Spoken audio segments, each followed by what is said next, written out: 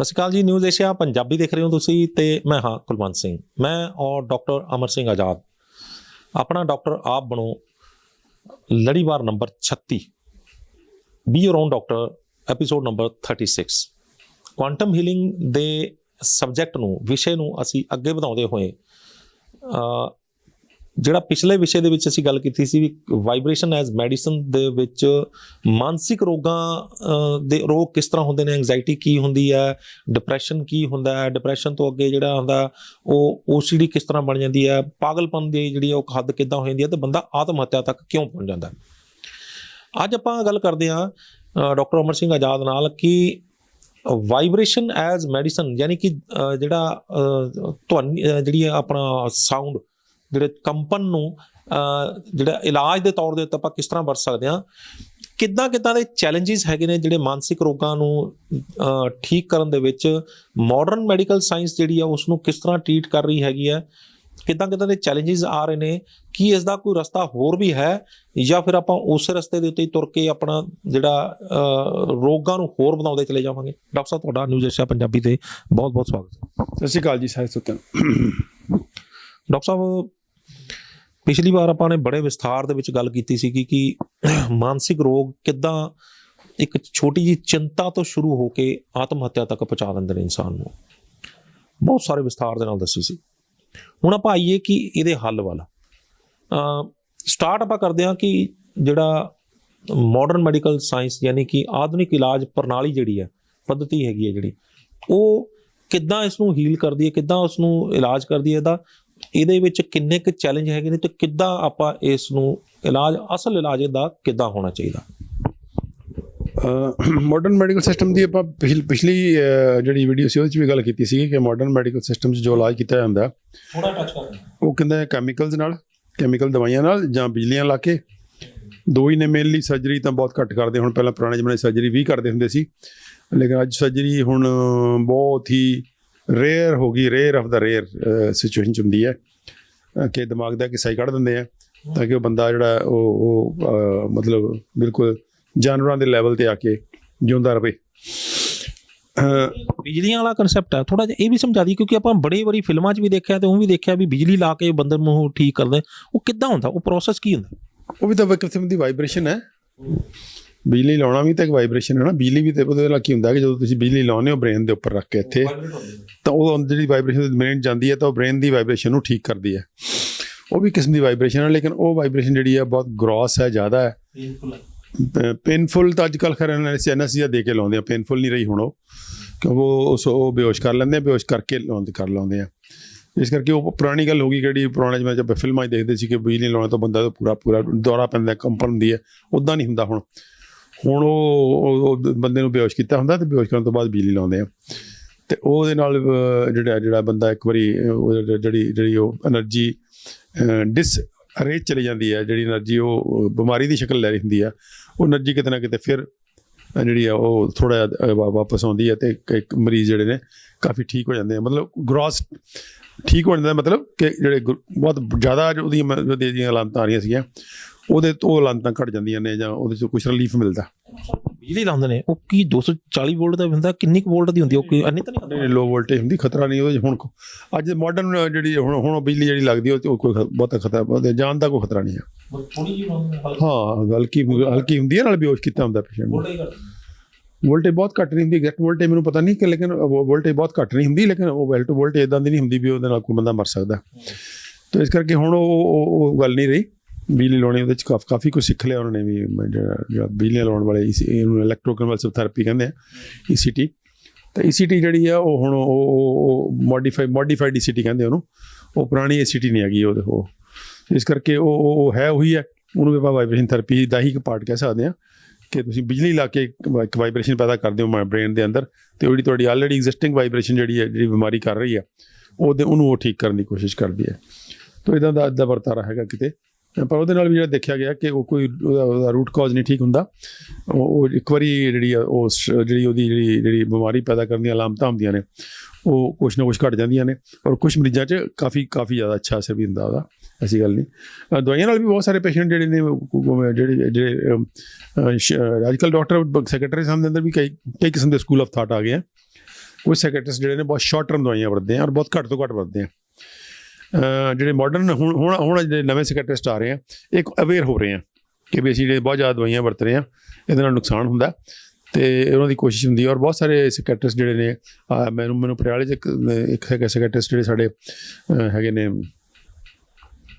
ਉਹਦਾ ਨਾਮ ਹੈਗਾ doctor BS Sidhu, doctor BS Sidhu ਨੂਨ ਹੈ ਕਿ ਉਹ ਘੱਟ ਦਵਾਈਆਂ ਵਰਤਦੇ ਆ। ਤਾਂ ਬਹੁਤ ਸਾਰੇ ਸਾਈਕੈਟ੍ਰਿਸਟ ਹੋ ਰਹੇ ਨੇ ਬਹੁਤ ਜ਼ਿਆਦਾ ਦਵਾਈਆਂ ਵਰਤਦੇ ਆ। ਔਰ ਇੱਥੇ ਪਟਿਆਲੇ ਦੇ ਅੰਦਰ ਇੱਕ ਬਹੁਤ ਪੁਰਾਣਾ ਸਾਈਕੈਟ੍ਰਿਸਟ ਹੁੰਦਾ ਸੀਗਾ, ਉਹਦਾ ਤਾਂ ਨੂਨ ਸੀਗਾ ਕਿ ਉਹ ਮੁੱਠੀਆਂ ਭਰ ਕੇ ਦਵਾਈਆਂ ਦਿੰਦਾ ਹੁੰਦਾ ਸੀਗਾ। ਤਾਂ ਉਹਦਾ ਜਿਹੜਾ ਸੀਗਾ, ਹੁਣ ਹੌਲੀ ਹੌਲੀ ਕੁਝ ਸਾਈਕੈਟ੍ਰਿਸਟਾਂ ਦੇ ਅੰਦਰ ਇਹ ਅਵੇਅਰਨੈਸ ਆ ਰਹੀ ਆ ਕਿ ਮਿਨੀਮਮ ਦਵਾਈਆਂ ਦਿਓ ਔਰ ਸ਼ਾਰਟੈਸਟ ਪੋਸੀਬਲ ਦਿਓ। ਔਰ ਪੇਸ਼ੈਂਟ ਵੀ ਆ ਕੇ ਦੱਸਦੇ ਆ, ਜਿਹੜੇ ਪੇਸ਼ੈਂਟ ਸਾਡੇ ਕੋਲ ਵੀ ਆਉਂਦੇ ਆ ਉਹ ਵੀ ਦੱਸਦੇ ਆ ਵੀ ਨਹੀਂ ਜੀ ਡਾਕਟਰ ਸਾਹਿਬ, ਉਹ ਆਪ ਹੀ ਕੋਸ਼ਿਸ਼ ਕਰਦੇ ਆ ਵੀ ਦਵਾਈ ਜਿਹੜੀ ਹੈ ਜਲਦੀ ਬੰਦ ਕੀਤੀ ਜਾਵੇ, ਲੇਕਿਨ ਬੰਦ ਵੀ ਉਹ ਕਿਉਂਕਿ ਰੂਟ ਕਾਜ਼ ਟਰੀਟ ਨਹੀਂ ਹੋ ਰਿਹਾ ਤਾਂ ਬੰਦ ਕਰਨ ਦੀ ਦਿੱਕਤ ਆ ਰਹੀ ਹੁੰਦੀ ਹੈ। ਤਾਂ ਉਹ ਜਿਹੜਾ ਵਰਤਾਰਾ ਹੈ ਕਿਤੇ ਨਾ ਕਿਤੇ ਇਨਸਫੀਸ਼ੀਐਂਟ ਹੈ। ਮਾਡਰਨ ਮੈਡੀਸਨਲ ਸਿਸਟਮ ਦੇ ਵਿੱਚ ਜਿਹੜਾ ਦਵਾਈਆਂ ਦੇਣ ਵਾਲਾ ਵਰਤਾਰਾ ਜਾਂ ECT ਵਾਲਾ ਵਰਤਾਰਾ, ਉਹਦੇ ਨਾਲ ਬਹੁਤ ਅੱਛੇ ਰਿਜ਼ਲਟਸ ਨਹੀਂ ਹੈਗੇ, ਔਰ ਰਿਜ਼ਲਟਸ ਨੇ ਲੌਂਗ ਲਾਸਟਿੰਗ ਨਹੀਂ ਹੈ, ਪੱਕੇ ਰਿਜ਼ਲਟ ਨਹੀਂ ਹੈਗੇ ਉਹਦੇ ਨਾਲ। ਤਾਂ ਉਹਦੇ 'ਚ ਲੋੜ ਹੈ ਕਿ ਆਪਾਂ ਜਿਹੜੀ ਕੁਛ ਥੈਰੇਪੀਜ਼ ਇਹੋ ਜਿਹੀਆਂ ਹੋਣ ਜਿਹੜੀਆਂ ਕਿ ਜੜ ਤੋਂ ਕੁਛ ਚੀਜ਼ਾਂ ਨੂੰ ਹੱਲ ਕਰਨ, ਔਰ ਜਿਹੜੀ ਉਹਦਾ ਬਦਲ ਹੈ, ਜਿਹੜੀ ਊਰਜਾ ਖਰਾਬ ਹੋਈ ਹੈ ਮਾਈਂਡ ਦੀ, ਕਿਸੇ ਨਾ ਕਿਸੇ ਪਾਸੇ ਉਲਝੀ ਹੋਈ ਹੈ, ਊਰਜਾ ਪੋਜ਼ੀਟਿਵ ਸਾਈਡ 'ਚ ਚੈਨਲਾਈਜ਼ ਹੋਵੇ ਤਾਂ ਕਿ ਉਹ ਊਰਜਾ ਸਗੋਂ ਤਾਕਤ ਬਣੇ।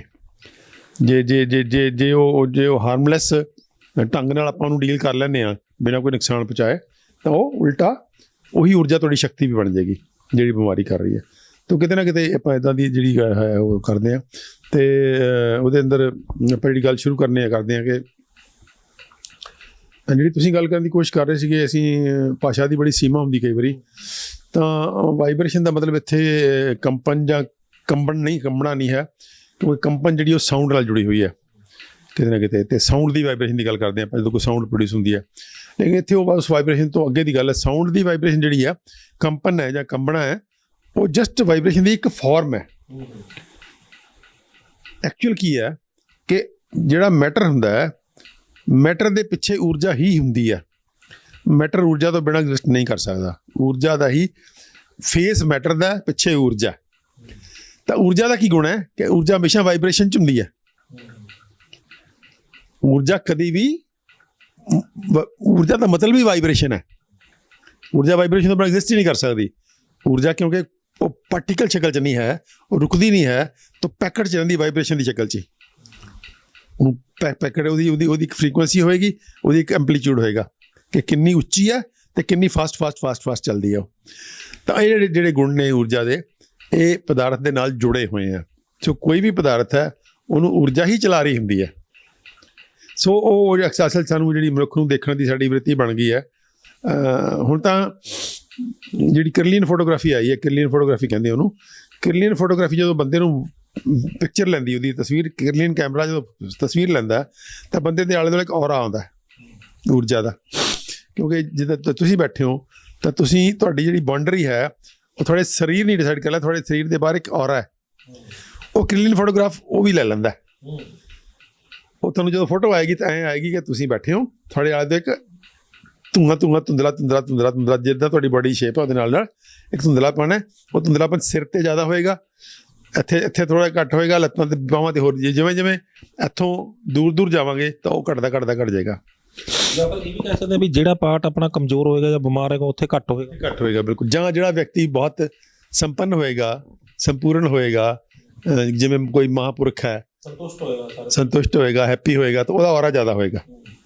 ਜਿਹੜਾ ਨੈਗੇਟਿਵ ਬੰਦਾ ਹੋਏਗਾ, ਜਿਹੜਾ ਹਰ ਵੇਲੇ ਕੁਛ ਨਾ ਕੁਛ ਬੁਰਾ ਹੀ ਸੋਚਦਾ ਰਹਿੰਦਾ, ਉਹਦਾ ਔਰਾ ਬਹੁਤ ਘੱਟ ਜਾਂਦਾ।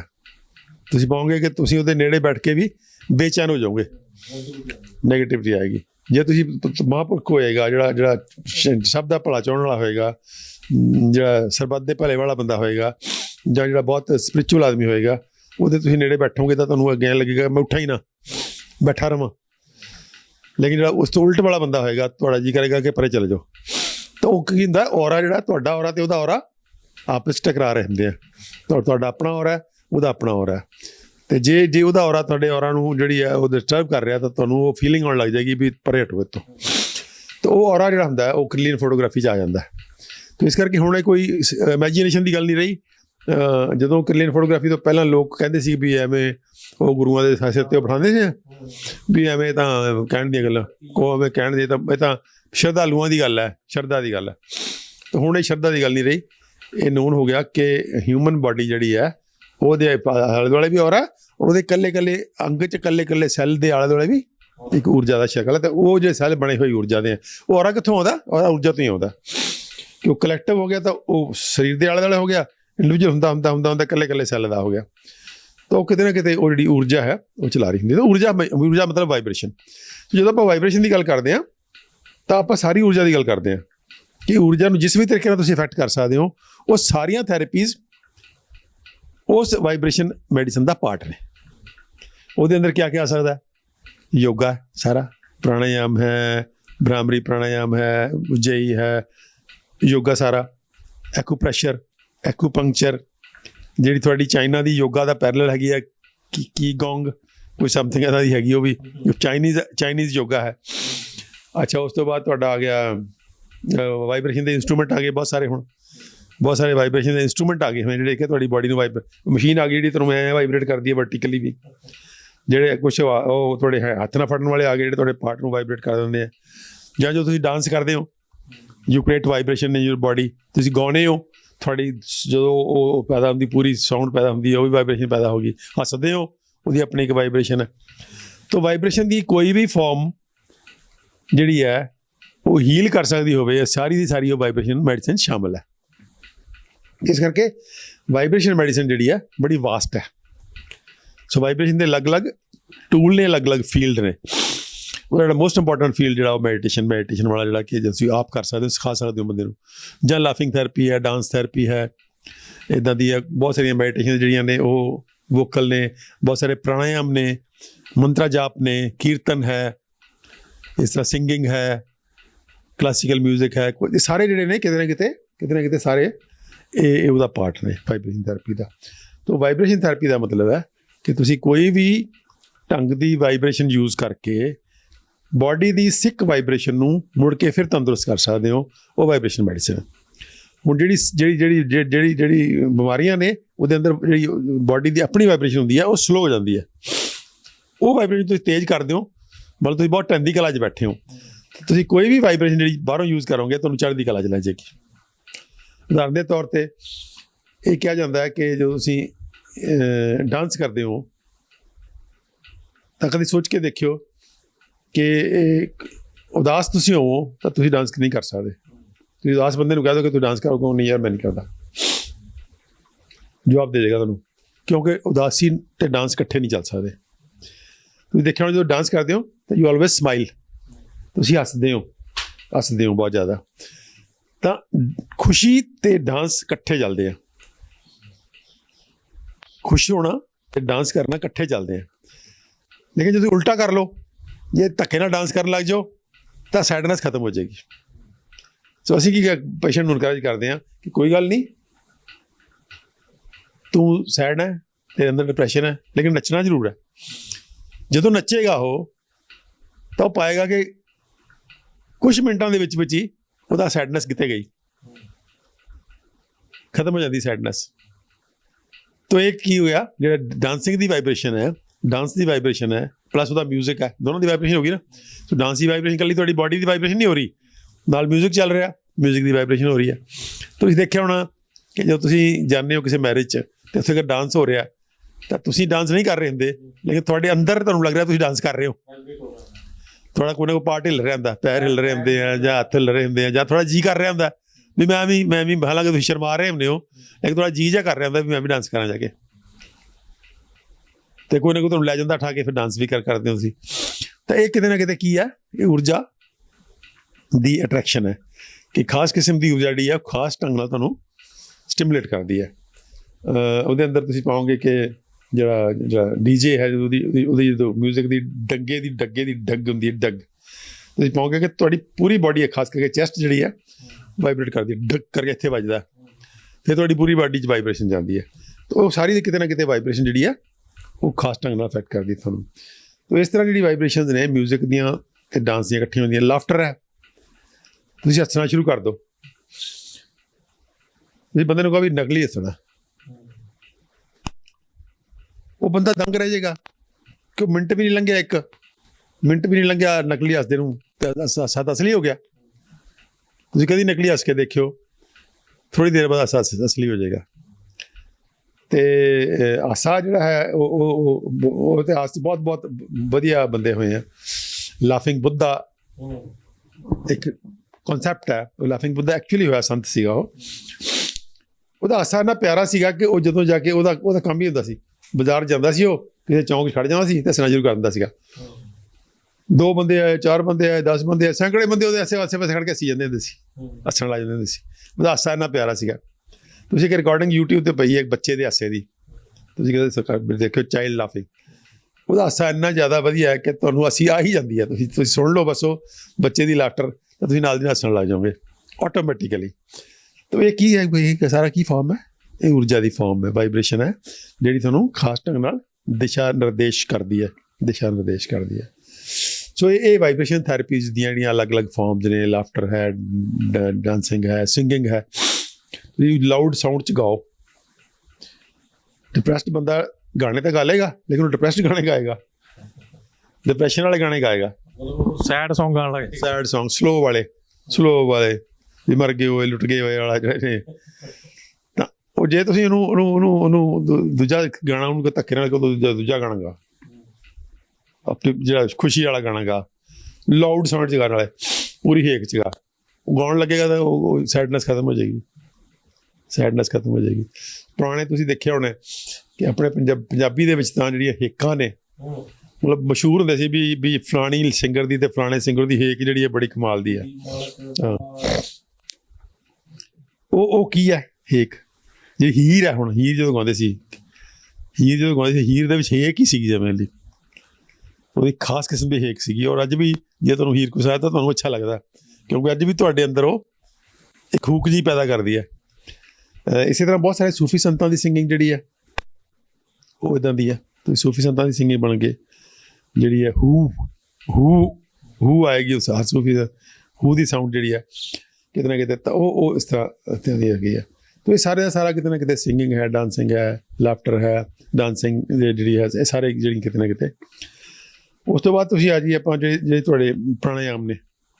ਹੁਣ ਪ੍ਰਾਣਾਯਾਮ ਜਿਹੜੇ ਨੇ ਇਹ ਵੀ ਖਾਸ ਕਿਸਮ ਦੀ ਊਰਜਾ ਜਨਰੇਟ ਕਰਦੇ ਆ। ਪ੍ਰਾਣ ਊਰਜਾ ਨਾਲ ਵੀ ਤੁਹਾਡੀ ਜਿਹੜੀ ਹੈ ਇਹ ਜਿਹੜੀ ਮਾਨਸਿਕ ਰੋਗ ਨੇ ਠੀਕ ਹੁੰਦੇ ਨੇ। ਉਹ 'ਚੋਂ ਖਾਸ ਕਰਕੇ ਜਿਹੜੇ ਸਾਊਂਡ ਵਾਲੇ ਪ੍ਰਾਣਾਯਾਮ ਨੇ, ਉਦਗੀਤ ਹੈ, ਭ੍ਰਾਮਰੀ ਹੈ, ਜਾਂ ਜਿੱਥੇ ਵੀ ਤੁਹਾਡੇ ਇੱਥੇ ਸਾਊਂਡ ਪੈਦਾ ਹੁੰਦੀ ਹੈ, ਓਮ ਉਚਾਰਨ ਹੈ, ਤਾਂ ਉਹ ਕਿਤੇ ਨਾ ਕਿਤੇ ਯੋਗਾ ਜਿਹੜਾ ਉਹਦਾ ਪਾਰਟ ਹੈ। ਔਰ ਈਵਨ ਜਿਹੜੇ ਸਟਰੈਚਿੰਗ ਹੈ, ਜਿਹੜੀ ਆਪਾਂ ਕੱਲ੍ਹ ਕਰ ਰਹੇ ਸੀ ਵੀਡੀਓ 'ਚ, ਤੁਸੀਂ ਬਾਡੀ ਨੂੰ ਸਟਰੈਚ ਕਰੋ ਨਾਲ, ਤਾਂ ਸਟਰੈਚਿੰਗ ਦੀ ਆਪਣੀ ਊਰਜਾ ਹੈ, ਉਹਦੀ ਆਪਣੀ ਵਾਈਬ੍ਰੇਸ਼ਨ ਹੈ ਸਟਰੈਚਿੰਗ ਦੀ। ਤੁਸੀਂ ਬਾਡੀ ਨੂੰ ਸਟਰੈਚ ਕਰਦੇ ਹੋ ਤਾਂ ਵੀ ਤੁਹਾਡੀ ਸੈਡਨੈਸ ਜਿਹੜੀ ਹੈ ਜਾਂ ਜਿਹੜੀ ਮਾਨਸਿਕ ਪਰੇਸ਼ਾਨੀ ਹੈ ਉਹ ਦੂਰ ਹੋ ਜਾਂਦੀ ਹੈ। ਸਟਰੈਚਿੰਗ ਐਕਸਰਸਾਈਜ਼ ਤੁਸੀਂ ਕਹਿੰਦੇ ਸਟਰੈਚ ਕਰੋ ਬਾਡੀ ਨੂੰ। ਸਟਰੈਚਿੰਗ ਐਕਸਰਸਾਈਜ਼ ਦੇ ਵਿੱਚ ਜਿਹੜੀ ਖਾਸ ਕਰਕੇ ਜਿਹੜੀ ਸਟਰੈਚਿੰਗ ਨੂੰ ਰੋਕਣਾ, ਜਿੱਥੇ ਸਟਰੈਚਿੰਗ ਨੂੰ ਬਹੁਤ ਜ਼ਿਆਦਾ ਕਰਨਾ, ਉਹ ਸਟਰੈਚਿੰਗ ਜਿਹੜੀ ਹੈ ਉਹ ਬਹੁਤ ਕਮਾਲ ਦੀ ਜਿਹੜੀ ਹੈ ਤੁਹਾਡੀ ਮਾਈਂਡ ਅਤੇ ਬਾਡੀ ਨੂੰ ਰਿਲੈਕਸ ਕਰਦੀ ਹੈ। ਤਾਂ ਇਹ ਕਹਿੰਦੇ ਨੇ ਕਿਤੇ ਨਾ ਕਿਤੇ ਸਾਰੀ ਦੀ ਸਾਰੀ ਫਾਰਮਸ ਆਫ ਵਾਈਬ੍ਰੇਸ਼ਨਸ ਨੇ, ਫਾਰਮ ਆਫ ਊਰਜਾ, ਕਿਉਂਕਿ ਊਰਜਾ ਸਾਰੀ ਵਾਈਬ੍ਰੇਸ਼ਨ 'ਚ ਹੈ। ਤਾਂ ਇਹ ਸਾਰੇ ਦਾ ਸਾਰਾ ਕਿਤੇ ਨਾ ਕਿਤੇ ਵਰਤਾਰਾ ਜਿਹੜਾ ਨੂੰ ਅਸੀਂ ਵਾਈਬ੍ਰੇਸ਼ਨ ਮੈਡੀਸਨ ਕਹਿੰਦੇ ਹਾਂ। ਔਰ ਇਹਨੂੰ ਜੇ ਇੱਥੇ ਟ੍ਰੀਟਮੈਂਟ ਵਾਸਤੇ ਵਰਤਣਾ ਹੋਵੇ ਤਾਂ ਤੁਹਾਨੂੰ ਫਿਰ ਇਕੱਲੇ ਪੇਸ਼ੈਂਟ ਦੇ ਅਕੋਰਡਿੰਗਲੀ ਕਰਨਾ ਪਏਗਾ। ਉੱਥੇ ਆਪਾਂ ਵਾਹਿਗੁਰੂ ਜਾਪ ਦੀ ਗੱਲ ਕੀਤੀ ਸੀਗੀ। ਵਾਹਿਗੁਰੂ ਜਾਪ ਤਾਂ ਆਪਾਂ ਇਸ ਕਰਕੇ ਕੀਤਾ ਸੀ ਕਿ ਆਪਾਂ ਪੰਜਾਬ ਦੇ ਕੰਟੈਸਟ ਗੱਲ ਕਰ ਰਹੇ ਹਾਂ, ਤਾਂ ਵਾਹਿਗੁਰੂ ਸਾਨੂੰ ਸਭ ਤੋਂ ਪਿਆਰਾ ਮੰਤਰ ਲੱਗਦਾ। ਲੇਕਿਨ ਬਹੁਤ ਸਾਰੇ ਲੋਕ ਨੇ ਜਿਹੜੇ ਪੰਜਾਬ ਤੋਂ ਬਾਹਰ ਦੇ ਨੇ ਜਾਂ ਹੋਰ ਧਰਮਾਂ ਦੇ ਨੇ, ਉਹ ਆਪੋ ਆਪਣੇ ਧਰਮ ਦਾ ਜਿਹੜਾ ਉਹ ਮੰਤਰ ਵਰਤ ਸਕਦੇ। ਆਪਾਂ ਪਹਿਲਾਂ ਵੀ ਗੱਲ ਕੀਤੀ ਸੀਗੀ, ਓਮ ਉਚਾਰਨ ਕਰ ਸਕਦੇ ਲੰਬਾ ਕਰਕੇ, ਉਹ ਬਹੁਤ ਪਿਆਰਾ ਬਣ ਜਾਂਦਾ ਓਮ ਵੀ। ਤੁਸੀਂ ਹਰੇ ਕ੍ਰਿਸ਼ਨਾ ਕਰਨੀ ਚਾਹੋਗੇ, ਬਹੁਤ ਬੜਾ ਗਾਣਾ ਮਸ਼ਹੂਰ ਹੋਇਆ ਸੀਗਾ, ਹਰੇ ਕ੍ਰਿਸ਼ਨਾ ਹਰੇ ਰਾਮਾ ਵਾਲਾ, ਕਿੰਨਾ ਪਿਆਰਾ ਉਹ ਸੌਂਗ ਸੀਗਾ ਅਤੇ ਕਿੰਨਾ ਰਿਦਮ ਸੀ ਉਹ, ਤਾਂ ਬੜਾ ਪਾਪੂਲਰ ਹੋਇਆ ਸੀਗਾ। ਅਤੇ ਉਹ ਕਿਤੇ ਨਾ ਕਿਤੇ ਉਹ ਮੰਤਰ ਦੀ ਸ਼ਕਲ ਲੈ ਸਕਦਾ। ਇਸਲਾਮ ਨੂੰ ਮੰਨਣ ਵਾਲੇ ਜਿਹੜੇ ਨੇ, ਉਹ ਅੱਲਾ ਦੀ ਜਿਹੜੀ ਤੁਸੀਂ ਦੇਖਿਆ ਹੋਣਾ ਕਿ ਕਵਾਲੀਆਂ ਦੇ ਵਿੱਚ ਵੀ ਕਿਸ ਢੰਗ ਨਾਲ ਜਿਹੜੀ ਉਹ ਸਿੰਗਿੰਗ ਕਰਦੇ ਆ, ਉਹਦੇ 'ਚ ਜਦੋਂ ਉਹ ਅੱਲਾ ਨੂੰ ਐਡਰੈਸ ਕਰਕੇ ਜਿਹੜੀਆਂ ਕਵਾਲੀਆਂ ਹੈਗੀਆਂ ਨੇ, ਪਰਮਾਤਮਾ ਨੂੰ ਐਡਰੈਸ ਕਰਕੇ, ਤਾਂ ਉਹ ਵੀ ਕਿਤੇ ਨਾ ਕਿਤੇ ਬਹੁਤ ਕਮਾਲ ਦੀਆਂ ਨੇ। ਤਾਂ ਉਹ ਸਾਰਾ ਜਿਹੜਾ ਵਰਤਾਰਾ ਹੈ ਕਿਤੇ ਨਾ ਕਿਤੇ ਤੁਸੀਂ ਮੰਤਰਾ ਜਾਪ ਜਿਹੜਾ, ਅਤੇ ਮੰਤਰਾ ਜਾਪ ਦੇ ਨਾਲ ਜਿਹੜਾ ਆਪਾਂ ਗੱਲ ਕੀਤੀ ਸੀ ਕੇਂਦਰਾਂ ਦੀ, ਕਿ ਊਰਜਾ ਜਿਹੜੀ ਹੈ ਜਿਸ ਤਰ੍ਹਾਂ ਆਪਾਂ ਗੱਲ ਕਰ ਰਹੇ ਸੀ ਕਿ ਸਾਰਾ ਪਦਾਰਥ ਊਰਜਾ ਰੀਅਲ ਹੈ ਤੇ ਪਦਾਰਥ ਫੇਸ ਆ ਸਿਰਫ ਉਹਦਾ, ਕਿ ਸਿਰਫ ਜਿਵੇਂ ਹੁੰਦੇ ਨਾ ਉਹ ਬਣੇ ਹੁੰਦੇ ਇੱਕ ਬੁੱਤ ਜਿਹੇ ਬਣੇ ਹੁੰਦੇ, ਉਹਦਾ ਸਿਰਫ ਫੇਸ ਹੁੰਦਾ, ਪਿੱਛੋਂ ਕੁਛ ਨਹੀਂ ਹੁੰਦਾ, ਤੇ ਪਿੱਛੇ ਉਹਦੀ ਊਰਜਾ ਸਿਰਫ ਫੇਸ ਪਦਾਰਥ ਦਾ। ਤਾਂ ਇਸੇ ਤਰ੍ਹਾਂ ਜਿਹੜਾ ਆਪਾਂ ਜਦੋਂ ਵੀ ਕਰਦੇ ਹਾਂ ਇਹਦੀ ਗੱਲ ਊਰਜਾ ਦੀ, ਤਾਂ ਊਰਜਾ ਨੂੰ ਕਿਸ ਢੰਗ ਦੇ ਨਾਲ ਆਪਾਂ ਯੂਜ਼ ਕਰਨਾ ਹੈ, ਤਾਂ ਉਹਦੇ 'ਚ ਕਿਵੇਂ ਦੋ ਕਿਸਮ ਦੀ ਊਰਜਾ ਨੂੰ ਕੰਬਾਈਨ ਕਰਨਾ ਕਿ ਟੋਟਲ ਬਾਡੀ ਤੁਹਾਡੀ ਦੀ ਊਰਜਾ ਜਿਹੜੀ ਹੈ, ਉਹ ਜਿਹੜੀ ਐਕੂਪ੍ਰੈਸ਼ਰ ਜਿਹੜੀ ਐਕੂਪੰਕਚਰ ਹੈ, ਉਹਦੇ ਅੰਦਰ ਕਹਿੰਦੇ ਮੈਰੀਡੀਅਨਸ ਵਰਡ, ਕਿ ਪੂਰੀ ਬਾਡੀ ਊਰਜਾ ਫਲੋ ਕਰਦੀ, ਉਹ ਮੈਰੀਡੀਅਨਸ ਫੋਲੋ ਕਰਦੀ ਹੈ। ਉਹ ਮੈਰੀਡੀਅਨ ਨੂੰ ਡਿਵਾਈਡ ਕਰਕੇ ਉਹਨਾਂ ਨੇ ਸਮਝ ਕੇ ਉਹਨਾਂ ਨੇ ਕਿਡਨੀ ਦਾ ਮੈਰੀਡੀਅਨ ਅਲੱਗ ਬਣਾਤਾ, ਸਪਲੀਨ ਦਾ ਅਲੱਗ ਬਣਾਤਾ, ਲਿਵਰ ਦਾ ਅਲੱਗ ਬਣਾਤਾ, ਅਲੱਗ-ਅਲੱਗ ਆਰਗਨ ਵਾਈਜ਼ ਮੈਰੀਡੀਅਨਸ ਨੇ। ਬੜੀ ਕਮਾਲ ਦੀ ਸਾਇੰਸ ਹੈ ਜਿਹੜੀ ਐਕੂਪੰਕਚਰ ਦੀ ਸਾਇੰਸ ਹੈ, ਬੜੀ ਕਮਾਲ ਦੀ ਸਾਇੰਸ ਹੈ। ਔਰ ਐਂਡ ਡਿਟੋ ਉਹਨੂੰ ਤੁਸੀਂ ਟੈਸਟ ਕਰ ਸਕਦੇ ਹੋ। ਤੇ ਐਕੂਪੰਕਚਰ ਜੇ ਅਸੀਂ ਮੈਰੀਡੀਅਨ ਦੇ ਹਿਸਾਬ ਨਾਲ ਕਰਦੇ ਹੋ ਤਾਂ ਉਹ ਐਕੂਪ੍ਰੈਸ਼ਰ ਵੀ ਜਿਹੜਾ ਐਕੂਪੰਕਚਰ ਜਿਹੜਾ ਉਹ ਬਹੁਤ ਇਫੈਕਟਿਵ ਹੁੰਦਾ। ਜਦੋਂ ਉਹ ਮੈਰੀਡੀਅਨ 'ਚ ਊਰਜਾ ਫਲੋ ਕਰਦੀ ਹੈ ਤਾਂ ਉਹਦਾ ਜਿਹੜਾ ਮੇਨ ਕੰਟਰੋਲ ਹੈ ਅਲਟੀਮੇਟਲੀ ਆ ਕੇ ਉਹ 6 ਜਾਂ 7 ਸੈਂਟਰਾਂ 'ਚ ਤੋਂ ਕੰਟਰੋਲ ਹੁੰਦਾ। ਆਪਾਂ ਗੱਲ ਕੀਤੀ ਸੀਗੀ ਕਿ ਟਾਪ ਆਫ ਹੈਡ 'ਤੇ ਆ ਪੀਨੀਅਲ ਗਲੈਂਡ ਵਾਲਾ, ਟਾਪ ਆਫ ਹੈਡ 'ਤੇ ਸਹਿਸਰਾਰ, ਫਿਰ ਇੱਥੇ ਆ ਜਿਹੜਾ ਤੁਹਾਡਾ ਪਿਚੂਟਰੀ ਵਾਲਾ ਅਜਨਾ ਆਗਿਆ ਚੱਕਰ, ਇਹ ਵਿਸ਼ੁੱਧੀ ਵਾਲਾ ਥਾਈਮਸ ਗਲੈਂਡ ਦਾ ਜਿਹੜਾ ਨੈਕ ਦੇ ਬਿਲਕੁਲ ਸੈਂਟਰ 'ਚ ਆ, ਫਿਰ ਇੱਥੇ ਥਾਈਮਸ ਇੱਥੇ ਆ, ਇੱਥੇ ਥਾਇਰੋਇਡ ਗਲੈਂਡ ਆ, ਇੱਥੇ ਥਾਈਮਸ ਗਲੈਂਡ ਹੁੰਦਾ। ਥਾਈਮਸ ਦਾ ਆਪਣਾ ਇੱਕ ਸੈਂਟਰ 'ਚ ਹਾਰਟ ਦਾ ਪੁਆਇੰਟ ਹੈ, ਉਹਨੂੰ ਅਨਹਦ ਕਹਿੰਦੇ ਆ। ਫਿਰ ਥੱਲੇ ਆ ਕੇ ਮਨੀਪੁਰ ਹੈ, ਪੇਟ ਦਾ ਜਿਹੜਾ ਹੈ ਧੁੰਨੀ ਕੋਲੇ ਹੈ, ਇਹ ਧੁੰਨੀ ਤੋਂ ਥੱਲੇ ਰਿਪਰੋਡਕਟਿਵ ਸਿਸਟਮ ਦਾ ਉਹ ਸਹਿਸਰਾਰ ਹੈ ਸਵਾਦਿਸਤਾਨ ਹੈ। ਫਿਰ ਥੱਲੇ ਮੂਲਾਧਾਰ ਤੇ ਲੈਟਨ ਵਾਲਾ ਤੇ ਜਿਹੜਾ ਆਊਟਰ ਐਕਸਕ੍ਰੀਸ਼ਨ ਵਾਲਾ। ਤਾਂ ਇਹ 6 ਸੈਂਟਰ ਜਿਹੜੇ ਨੇ, ਤੇ 7ਵਾਂ ਕੰਟਰੋਲ ਜਿਹੜਾ ਸਹਿਸਰਾਰ ਜਿਹੜਾ ਮਾਸਟਰ ਹੈ ਪੀਨੀਅਲ ਗਲੈਂਡ ਜਿਹੜਾ, ਤਾਂ ਉਹ ਜਿਹੜਾ ਮਾਸਟਰ ਹੈ ਉਹਦਾ ਮਾਸਟਰ ਦੀ ਸਥਿਤੀ ਜੀ ਆ, ਉਹ ਅੱਗੇ 6 ਨੂੰ ਕੰਟਰੋਲ ਕਰਦਾ। ਤਾਂ ਜਿਹੜਾ ਬਾਕੀ 6 ਸੈਂਟਰ ਨੇ, ਇਹਨਾਂ ਦੇ ਉੱਪਰ ਆਪਾਂ ਮੈਡੀਟੇਟ ਕਰ ਸਕਦੇ ਹਾਂ। ਉਹਨਾਂ ਦੀ ਆਪਣੀ ਊਰਜਾ ਹੈ ਤੇ ਤੁਹਾਡੀ ਮੰਤਰਾਂ ਦੀ ਆਪਣੀ ਊਰਜਾ ਹੈ। ਜਦੋਂ ਆਪਾਂ ਮੈਡੀਟੇਟ ਕਰਦੇ ਹਾਂ, ਮੰਤਰ ਜਾਪ ਕਰਦੇ ਹਾਂ ਸੈਂਟਰਾਂ ਦੇ ਉੱਪਰ, ਤਾਂ ਉਹ ਮੰਤਰ ਦੀ ਊਰਜਾ ਹੋਗੀ ਪਲੱਸ ਉਸ ਸੈਂਟਰ ਦੀ ਊਰਜਾ ਹੋਗੀ। ਤਾਂ ਉਹ ਸੈਂਟਰ ਦੀ ਊਰਜਾ ਅਗਰ ਸੁਸਤ ਹੋਏਗੀ, ਡਰਾਊਜ਼ੀ ਹੋਏਗੀ, ਘੱਟ ਤੀਬਰ ਹੋਏਗੀ, ਤਾਂ ਜ਼ਿਆਦਾ ਤੀਬਰ ਹੋ ਜਾਏਗੀ। ਤਾਂ ਸੈਂਟਰਾਂ ਦੇ ਉੱਪਰ ਕੇਂਦਰਿਤ ਕਰਕੇ ਵੀ ਆਪਾਂ ਮੈਡੀਟੇਸ਼ਨ ਕਰਦੇ ਹਾਂ। ਫਿਰ ਆਪਾਂ ਗੱਲ ਕੀਤੀ ਸੀ ਸਟ੍ਰੈਚਿੰਗ ਕਰਕੇ ਵੀ ਮੈਡੀਟੇਸ਼ਨ ਕਰ ਸਕਦੇ ਹਾਂ। ਹੁਣ ਆਪਾਂ ਜਿਹੜੀ ਗੱਲ ਕਰਨੀ ਹੈ ਉਹ ਕਰਨੀ ਹੈ ਕਿ ਜੇ ਸਿੱਖ ਬੰਦਾ ਹੈ ਤਾਂ ਮੰਤਰਾ ਜਾਪ ਦੀ ਜਿਹੜੀ ਤਾਕਤ ਹੈ, ਮੰਤਰਾਂ ਦੀ ਤਾਕਤ ਹੈ, ਪਲੱਸ ਟੱਚ ਵੀ ਕਿਸਮ ਦੀ ਵਾਈਬ੍ਰੇਸ਼ਨ ਹੈ। ਹੁਣ ਟੱਚ ਤੁਸੀਂ ਸੋਚਦੇ ਹੋ, ਟੱਚ ਕਹਿਣ ਨੂੰ ਤਾਂ ਬੜੀ ਸਿੰਪਲ ਜੀ ਚੀਜ਼ ਹੈ ਵੀ ਮੈਂ ਤੁਹਾਨੂੰ ਟੱਚ ਕਰ ਲਿਆ ਜਾਂ ਤੁਸੀਂ ਮੈਨੂੰ ਕਰ ਲਿਆ, ਲੇਕਿਨ ਟੱਚ ਦੇ ਵਿੱਚ ਵੀ ਬਹੁਤ ਗਹਿਰੀ ਇੱਕ ਮੀਨਿੰਗ ਹੁੰਦਾ। ਤੁਸੀਂ ਕਿਸੇ ਨੂੰ ਕਿੱਦਾਂ ਟੱਚ ਕਰਦੇ ਹੋ, ਤੁਸੀਂ ਸੋਚ ਕੇ ਦੇਖੋ। ਅਲੱਗ-ਅਲੱਗ ਟੱਚ ਹੈ। ਤੁਸੀਂ ਬੱਚੇ ਨੂੰ ਟੱਚ ਕਰੋਗੇ ਡਿਫਰੈਂਟ ਢੰਗ ਨਾਲ ਕਰੋਗੇ, ਆਪਣੀ ਵਾਈਫ ਨੂੰ ਟੱਚ ਕਰੋਗੇ ਉਹਦੇ ਡਿਫਰੈਂਟ ਕੋਨੋਟੇਸ਼ਨਸ ਹੋਣਗੀਆਂ, ਕਿਸੇ ਦੋਸਤ ਨੂੰ ਟੱਚ ਕਰੋਗੇ ਡਿਫਰੈਂਟ ਹੋਣਗੀਆਂ, ਕਿਸੇ ਦੁਸ਼ਮਣ ਨੂੰ ਟੱਚ ਕਰੋਗੇ ਉਹਦੀ ਡਿਫਰੈਂਟ ਹੋਏਗੀ। ਤੁਸੀਂ ਕਿਸੇ ਨੂੰ ਮੰਨ ਲਓ ਸਕਿਨ 'ਤੇ ਤੱਫਾ ਮਾਰਿਆ, ਤੁਸੀਂ ਉਹਨੂੰ ਕਿਸ ਇੰਟੈਂਸ਼ਨ ਨਾਲ ਮਾਰਿਆ ਬੰਦਾ ਜੱਜ ਕਰ ਜਾਏਗਾ। ਤੁਸੀਂ ਪਿਆਰ ਨਾਲ ਮਾਰਿਆ ਤਾਂ ਜੱਜ ਕਰ ਜਾਏਗਾ ਵੀ ਪਿਆਰ ਨਾਲ ਮਾਰਿਆ, ਤੇ ਜੇ ਤੁਸੀਂ ਉਹਨੂੰ ਹਾਰਮ ਕਰਨ ਦੀ ਇਰਾਦੇ ਨਾਲ ਮਾਰਿਆ ਤਾਂ ਬੰਦਾ ਜੱਜ ਕਰ ਜਾਏਗਾ ਵੀ ਹਾਰਮ ਕਰਨ ਦੇ ਇਰਾਦੇ ਨਾਲ ਮਾਰਿਆ। ਤੇ ਟੱਚ ਵੀ ਉਹਦਾ ਮਤਲਬ ਹੈ ਕੁਛ। ਸੋ ਮੰਤਰਾ ਜਾਪ ਨੂੰ ਟੱਚ ਨਾਲ ਵੀ ਆਪਾਂ ਯੂਜ਼ ਕਰ ਕੰਬਾਈਨ ਕਰ ਸਕਦੇ ਹਾਂ। ਸੋ ਟੱਚ ਦੀ ਆਪਣੀ ਇੱਕ ਭਾਸ਼ਾ, ਸਿਮਿਲਰਲੀ ਅੱਖਾਂ ਦੀ ਆਪਣੀ ਇੱਕ ਭਾਸ਼ਾ। ਤੁਸੀਂ ਕਿਸੇ ਨੂੰ ਕਿੱਦਾਂ ਦੇਖਦੇ ਹੋ, ਇੱਕ ਵਿਜ਼ਨ ਦੀ ਆਪਣੀ ਊਰਜਾ ਹੈ, ਉਹਦੀ ਆਪਣੀ ਵਾਈਬ੍ਰੇਸ਼ਨ ਹੈ। ਅਸੀਂ ਗੱਲ ਕਰਦੇ ਹਾਂ ਆਪਸ 'ਚ, ਉਹਦੀ ਆਪਣੀ ਵਾਈਬ੍ਰੇਸ਼ਨ ਹੈ। ਬੋਡੀ ਲੈਂਗੁਏਜ ਹੈ, ਫੇਸ ਰੀਡਿੰਗ ਹੈ, ਬੋਡੀ ਲੈਂਗੁਏਜ ਹੈ। ਤੁਸੀਂ ਜਦੋਂ ਬੈਠਦੇ ਹੋ, ਤੁਸੀਂ ਆਪਸ 'ਚ ਗੱਲ ਕਰ ਰਹੇ ਹੋ, ਤੁਸੀਂ ਤੀਜਾ ਬੰਦਾ ਤੁਹਾਨੂੰ ਜੱਜ ਕਰ ਸਕਦਾ ਵੀ ਤੁਹਾਡੇ ਆਪਸ 'ਚ ਰਿਲੇਸ਼ਨਸ਼ਿਪ ਕੀ ਨੇ।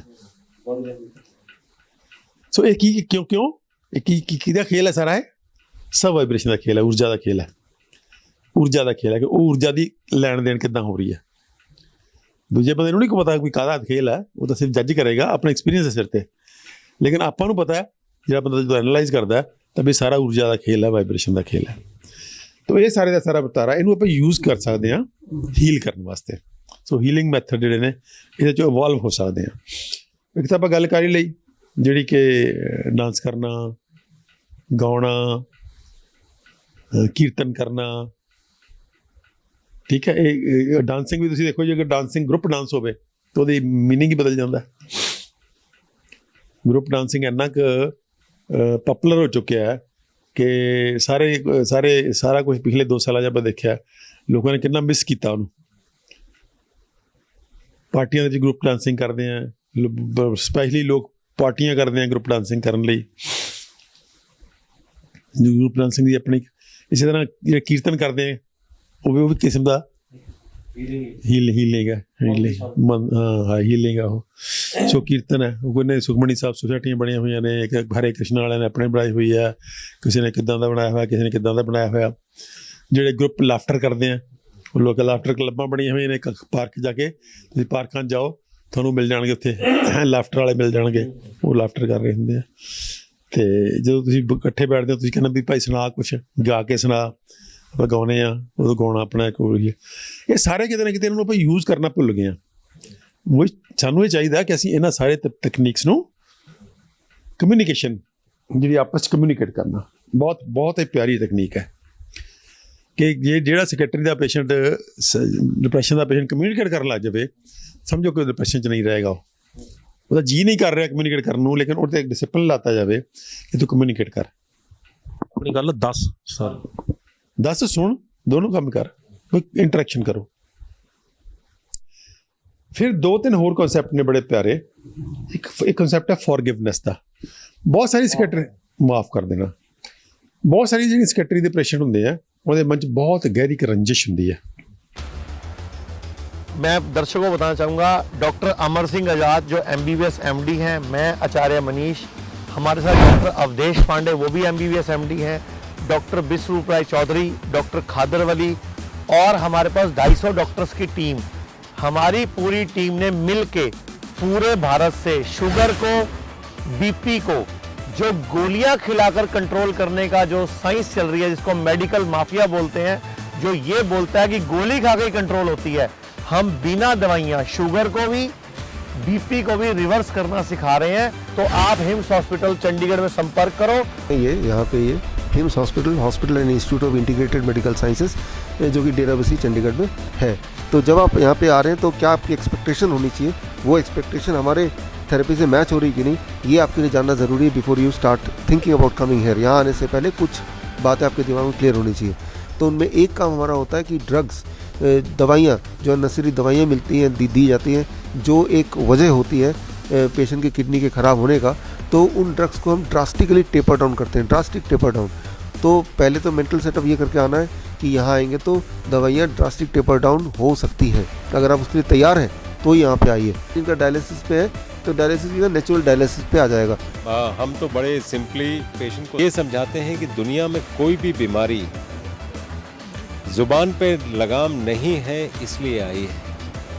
अगर ज़ुबान पे लगाम खाने के लिए है तो डॉक्टर से वास्ता नहीं पड़ेगा।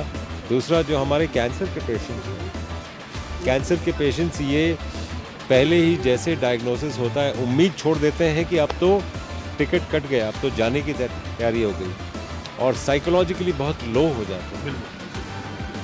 तो छोटी छोटी चीज़ें भी उनके लिए बड़ा घातक हो जाती हैं। हम सबसे पहले उनको ये समझाते हैं कि ये जो कैंसर है ये आपका अपना सेल है जो इस स्थिति में आया है। क्या कोई स्थिति ऐसी है जिससे हम इसको रिवर्स कर पाएँ, और हम वही ये करते हैं। ये जितने भी आप पेशेंट देख रहे हैं ये सभी कैंसर के पेशेंट हैं। हिम्स हॉस्पिटल में हम लोग आयुर्वेद की अम्ब्रेला के नीचे हम लोग काम करते हैं, और यहाँ पे बिना किसी दवाई के, बिना किसी सर्जरी के बीमारियों का इलाज करते हैं। लीवर रोग, किडनी रोग, heart, psoriasis, cancer, leucoderma, BP, sugar, thyroid, मोटापा, घुटनों का दर्द, क्या आप भी हैं इन जैसी किसी भी लाइलाज बीमारी से परेशान? तो अब आपको चिंता करने की कोई आवश्यकता नहीं है, क्योंकि हम लेकर आए हैं हिम्स के नाम से दिल्ली व चंडीगढ़ के अंदर 2 बड़े हॉस्पिटल हैं, जहां पर आपके खाने पीने रहने की सुविधा के साथ साथ एक ही छत के नीचे Ayurveda, panchakarma, naturopathy, homeopathy, allopathy व आहारीय चिकित्सा के माध्यम से आपकी बीमारी का सही समय पर सही समाधान किया जाता है। अगर आप भी चाहते हैं अपनी बीमारी का सही समाधान सही समय पर पाना, तो आप हमारे हिम्स हॉस्पिटल में आकर भी अपनी बीमारी का इलाज करवा सकते हैं। ਮੋਸਟ ਆਫ ਦ ਪੇਸ਼ੈਂਟਸ ਕਿਸੇ ਨਾ ਕਿਸੇ ਖਿਲਾਫ ਰੰਜਿਸ਼ ਹੋਏਗੀ, ਉਹਨਾਂ ਨੂੰ ਬਹੁਤ ਗਹਿਰੀ ਰੰਜਿਸ਼ ਹੋਏਗੀ, ਉਹਨੂੰ ਪਤਾ ਨਹੀਂ ਹੋਊਗਾ, ਉਹ ਖੁਦ ਵੀ ਹੋ ਸਕਦਾ ਨਾ ਉਹਦੇ ਦਿਮਾਗ 'ਚ ਆਵੇ ਵੀ ਮੈਨੂੰ ਰੰਜਿਸ਼ ਹੈ, ਲੇਕਿਨ ਆਪਾਂ ਉਹਨੂੰ ਕਹਾਂਗੇ ਤੂੰ ਮੈਡੀਟੇਟ ਕਰ, ਦੇ ਉੱਪਰ ਵੀ ਤੇਰੇ ਦਿਮਾਗ 'ਚ ਕੋਈ ਨਾ ਕੋਈ ਰੰਜਿਸ਼ ਹੈ, ਬਸ ਜੱਜ ਕਰ ਸਕਦੇ ਹਾਂ। ਜਿਵੇਂ ਸਾਨੂੰ ਐਕਸਪੀਰੀਅੰਸ ਹੋ ਗਿਆ 50 ਸਾਲ ਦਾ, ਤਾਂ ਆਈ ਕੈਨ ਜੱਜ ਕੇ ਵੀ ਬੰਦੇ ਦੇ ਦਿਮਾਗ 'ਚ ਕਿਤੇ ਨਾ ਕਿਤੇ ਤੁਹਾਨੂੰ ਹਿੰਟ ਮਿਲ ਜਾਏਗਾ ਵੀ ਇਹਦੇ ਮਨ 'ਚ ਫਲਾਣੇ ਬੰਦੇ ਪ੍ਰਤੀ ਰੰਜਿਸ਼ ਹੈ। ਉਹ ਬੰਦਾ ਜਦੋਂ ਪੁੱਛਾਂਗਾ ਵੀ ਤੈਨੂੰ ਕੋਈ, ਉਹ ਕਹੇਗਾ ਨਹੀਂ ਮੈਨੂੰ ਕੋਈ ਗਿਲਾ ਨਹੀਂ ਹੈ, ਵੈਸੇ ਉਹ ਪਹਿਲੇ ਗੱਲਾਂ 'ਚ ਕੋਈ ਨਾ ਕੋਈ ਹਿੰਟ ਦੇ ਜਾਏਗਾ ਸਬਕੌਂਸ਼ੀਅਸਲੀ, ਕਿਸੇ ਆਪਣੇ ਨੀਅਰ ਐਂਡ ਡੀਅਰ ਬਾਰੇ, ਪਤਨੀ ਬਾਰੇ ਜਾਂ ਮਾਂ ਬਾਰੇ ਜਾਂ ਬਾਪ ਬਾਰੇ ਦੇ ਜਾਏਗਾ। ਤੁਸੀਂ ਮੇਰੇ ਕੋਲ ਇੱਥੇ ਆਉਂਦੇ ਨਾ ਪੇਸ਼ੈਂਟ, ਤੁਸੀਂ ਕਦੀ ਮੇਰੇ ਕੋਲ ਬੈਠੇ ਹੋ, ਕੱਲ੍ਹ ਹੀ ਮੇਰੇ ਕੋਲ 2 ਪੇਸ਼ੈਂਟ ਆਏ, ਬਿਲਕੁਲ ਸਪਸ਼ਟ ਸਾਰਾ ਕੁਛ ਉਹਦਾ ਕਲੀਅਰ ਸੀਗਾ ਕਿ ਕਿੱਥੇ ਕਿੱਥੇ ਰੰਜਿਸ਼ ਹੈ ਉਹਨਾਂ ਦੀ। ਤਾਂ ਰੰਜਿਸ਼ ਦਾ ਕੀ ਹੱਲ ਹੈ? ਹੁਣ ਰੰਜਿਸ਼ ਜਦ ਤੱਕ ਨਿਕਲਦੀ ਨਹੀਂ ਹੈ ਤਦ ਤੱਕ ਜਿਹੜੀ ਯਾਰ ਬੰਦਾ ਠੀਕ ਨਹੀਂ ਹੁੰਦਾ। ਕਿ ਰੰਜਿਸ਼ ਐਡੀ ਗੰਦੀ ਚੀਜ਼ ਹੈ, ਪਰਹੈਪਸ ਡਰਟੀਐਸਟ ਇਮੋਸ਼ਨ ਹੈ, ਡਰਟੀਐਸਟ ਇਮੋਸ਼ਨ, ਕਿ ਤੁਸੀਂ ਉਸ ਬੰਦੇ ਦੇ ਖਿਲਾਫ ਰੰਜਿਸ਼ ਪਾਲ ਲਈ, ਉਹ ਬੰਦੇ ਨੂੰ ਵਿਚਾਰੇ ਨੂੰ ਪਤਾ ਹੀ ਨਹੀਂ ਹੈ ਵੀ ਮੇਰੇ ਖਿਲਾਫ ਰੰਜਿਸ਼ ਪਾਲ ਕੇ ਬੈਠਾ, ਕੋਈ ਉਹਦਾ ਕਸੂਰ ਵੀ ਹੋ ਸਕਦਾ ਨਾ ਹੋਵੇ, ਤੁਸੀਂ ਉਹਦੀ ਚੀਜ਼ ਨੂੰ ਪਰਸੀਵ ਕਰ ਲਿਆ। ਇਹ ਕਿੱਥੇ ਆਪਾਂ ਨੂੰ ਵੀ ਦੋ ਚੀਜ਼ਾਂ ਹੁੰਦੀਆਂ ਨੇ, ਰਿਐਲਿਟੀ ਐਂਡ ਪਰਸੀਵਡ ਰਿਐਲਿਟੀ। ਤੁਸੀਂ ਪਰਸੀਵਡ ਰਿਐਲਿਟੀ ਇਹ ਕਰ ਰਹੇ ਹੋ ਕਿ ਫਲਾਣਾ ਬੰਦਾ ਤੁਹਾਨੂੰ ਪਿਆਰ ਨਹੀਂ ਕਰਦਾ, ਇਹ ਥੋੜੀ ਪਰਸੀਵਡ ਰਿਐਲਿਟੀ ਹੈ, ਜ਼ਰੂਰੀ ਨਹੀਂ ਰਿਐਲਿਟੀ ਹੋਵੇ, ਹੋ ਸਕਦਾ ਬੰਦਾ ਤੁਹਾਨੂੰ ਬਹੁਤ ਪਿਆਰ ਕਰਦਾ ਹੋਵੇ, ਲੇਕਿਨ ਤੁਹਾਡੀ ਪਰਸੀਵਡ ਰਿਐਲਿਟੀ ਹੈ ਮੈਨੂੰ ਪਿਆਰ ਨਹੀਂ ਕਰਦਾ। ਬਹੁਤ ਸਾਰੇ ਸਾਈਕੋਲੋਜਿਸਟ ਕਹਿੰਦੇ ਕਿ ਤੈਨੂੰ ਬਿਲਕੁਲ ਰਿਵਰਸ ਕਰਕੇ ਦੇਖੋ ਕਿ ਤੁਸੀਂ ਉਹਨੂੰ ਪਿਆਰ ਨਹੀਂ ਕਰਦੇ, ਉੱਥੋਂ ਸ਼ੁਰੂ ਕਰੋ ਔਰ ਯੂ ਵਿਲ ਥਿੰਕ, ਤੁਹਾਨੂੰ ਡੈਫੀਨੇਟਲੀ ਪਤਾ ਲੱਗ ਜਾਏਗਾ ਕਿ ਅਸਲ 'ਚ ਤੁਸੀਂ ਉਹਨੂੰ ਪਿਆਰ ਨਹੀਂ ਕਰਦੇ। ਜਿਹਨੂੰ ਤੁਸੀਂ ਐਂ ਦੇਖ ਕਰਕੇ ਦੇਖ ਰਹੇ ਹੋ ਵੀ ਉਹ ਮੈਨੂੰ ਪਿਆਰ ਨਹੀਂ ਕਰਦਾ, ਰਿਐਲਿਟੀ 'ਚ ਤੁਸੀਂ ਪਾਓਗੇ ਕਿ ਤੁਸੀਂ ਉਹਨੂੰ ਪਿਆਰ ਨਹੀਂ ਕਰਦੇ। ਦੈਟ ਇਜ਼ ਵਾਈ ਉਧਰੋਂ ਪਿਆਰ ਵਾਪਸ ਨਹੀਂ ਆ ਰਿਹਾ।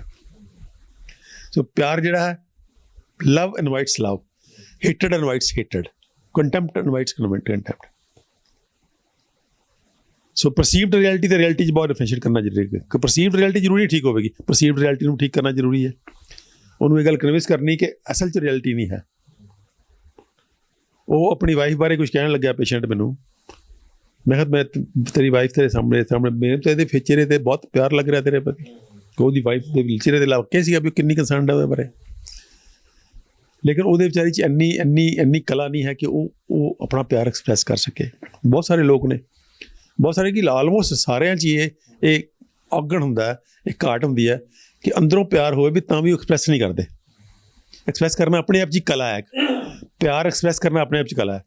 ਜੇ ਤੁਸੀਂ ਐਕਸਪ੍ਰੈਸ ਨਹੀਂ ਕਰ ਰਹੇ ਤਾਂ ਜਿਹੜਾ ਬੰਦਾ ਤਾਂ ਬੈਲੈਂਸਡ ਹੈ ਉਹ ਤਾਂ ਪਰਸੀਵ ਕਰ ਲਏਗਾ, ਤੁਹਾਡਾ ਅਨਐਕਸਪ੍ਰੈਸ ਪਿਆਰ ਵੀ ਪਰਸੀਵ ਕਰ ਲਏਗਾ, ਲੇਕਿਨ ਬਹੁਤ ਵਾਰੀ ਲੋਕ ਪਰਸੀਵ ਨਹੀਂ ਕਰਦੇ। ਉਹ ਇਹ ਕਿਹਾ ਜਾਂਦਾ ਬਹੁਤ ਵਾਰੀ ਵੀ ਆਪਣੀ ਪਤਨੀ ਨੂੰ ਦਿਨ ਦੇ ਵਿੱਚ 2 ਵਾਰੀ ਆਈ ਲਵ ਯੂ ਜ਼ਰੂਰ ਬੋਲਣਾ ਚਾਹੀਦਾ ਹੈ, ਜਾਂ ਪਤੀ ਨੂੰ ਆਪਣੇ 2 ਵਾਰੀ ਆਈ ਲਵ ਯੂ ਜ਼ਰੂਰ ਬੋਲਣਾ ਚਾਹੀਦਾ ਹੈ, ਤਾਂ ਕਿ ਉਹ ਇੱਕ ਜਿਹੜਾ ਕਮਿਊਨੀਕੇਸ਼ਨ ਗੈਪ ਹੈ ਉਹ ਫਿਲ ਹੋ ਜੇ। ਇਹ ਸਹੀ ਹੈ, ਬੋਲਿਆ ਫਰਕ ਪੈਂਦਾ ਹੈ, ਲੇਕਿਨ ਹਿਪੋਕ੍ਰੇਸੀ ਨਹੀਂ ਹੋਣੀ ਚਾਹੀਦੀ। ਇੱਕ ਹਿਪੋਕਰੇਟ ਨੂੰ ਉਹਨੂੰ ਸਾਰੀ ਉਮਰ ਵੀ ਬੋਲੀ ਜਾਏਗਾ ਤਾਂ ਸਿਰ ਹਿਪੋਕਰੇਟ ਦਾ ਹਿਪੋਕਰੇਟ ਹੀ ਰਹਿ ਸਕਦਾ। ਜੇ ਤੁਸੀਂ ਸਿੰਸੀਅਰ ਹੋ ਤਾਂ ਤੁਸੀਂ ਬੋਲਦੇ ਹੋ ਤਾਂ ਤੁਹਾਡੇ ਦਿਲ, ਜੇ ਤੁਸੀਂ ਦਿਲੋਂ ਬੋਲਣ ਦੀ ਕੋਸ਼ਿਸ਼ ਕਰੋਗੇ ਤਾਂ ਦਿਲ ਵੀ ਚੇਂਜ ਹੋ ਜਾਏਗਾ ਨਾਲ। ਜੇ ਤੁਸੀਂ ਸੋਚੇ ਬੋਲ ਰਹੇ ਮੈਂ ਉਹਨੂੰ ਫਰਾਡ ਕਰਨ ਲਈ ਬੋਲ ਰਿਹਾ, ਧੋਖਾ ਦੇਣ ਲਈ ਬੋਲ ਰਿਹਾ, ਤਾਂ ਫਿਰ ਉਹ ਧੋਖਾ ਹੀ ਰਹੇਗਾ। ਜਦੋਂ ਬੋਲਣਾ ਤਾਂ ਦਿਲੋਂ ਬੋਲਣਾ, ਫਿਰ ਦਿਲ 'ਚ ਵੀ ਬਸ ਜਾਏਗਾ ਤੁਹਾਡੇ ਵੀ ਵਾਕਿਆ ਤੁਸੀਂ ਪਿਆਰ ਕਰਦੇ ਹੋ। ਸੋ ਥੋੜ੍ਹਾ ਜਿਹਾ ਕੋਸ਼ਿਸ਼ ਰਹਿਣਾ ਕਿ ਤੁਸੀਂ ਕਿਤੇ ਫਰਾਡ ਤਾਂ ਨਹੀਂ ਕਰ ਰਹੇ, ਹਿਪੋਕ੍ਰੇਸੀ ਤਾਂ ਨਹੀਂ ਕਰ ਰਹੇ।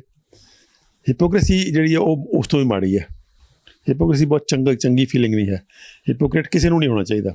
ਜੋ ਤੁਸੀਂ ਕਰ ਰਹੇ ਹੋ ਦਿਲੋਂ ਕਰੋ, ਅਦਰਵਾਈਜ਼ ਤੁਹਾਡੀ ਪਰਸਨੈਲਿਟੀ ਲੋਕਾਂ ਨੂੰ ਜੱਜਮੈਂਟ ਹੋ ਜਾਂਦੀ ਹੈ ਤੁਸੀਂ ਹਿਪੋਕ੍ਰੇਸੀ ਕਰ ਰਹੇ ਹੋ।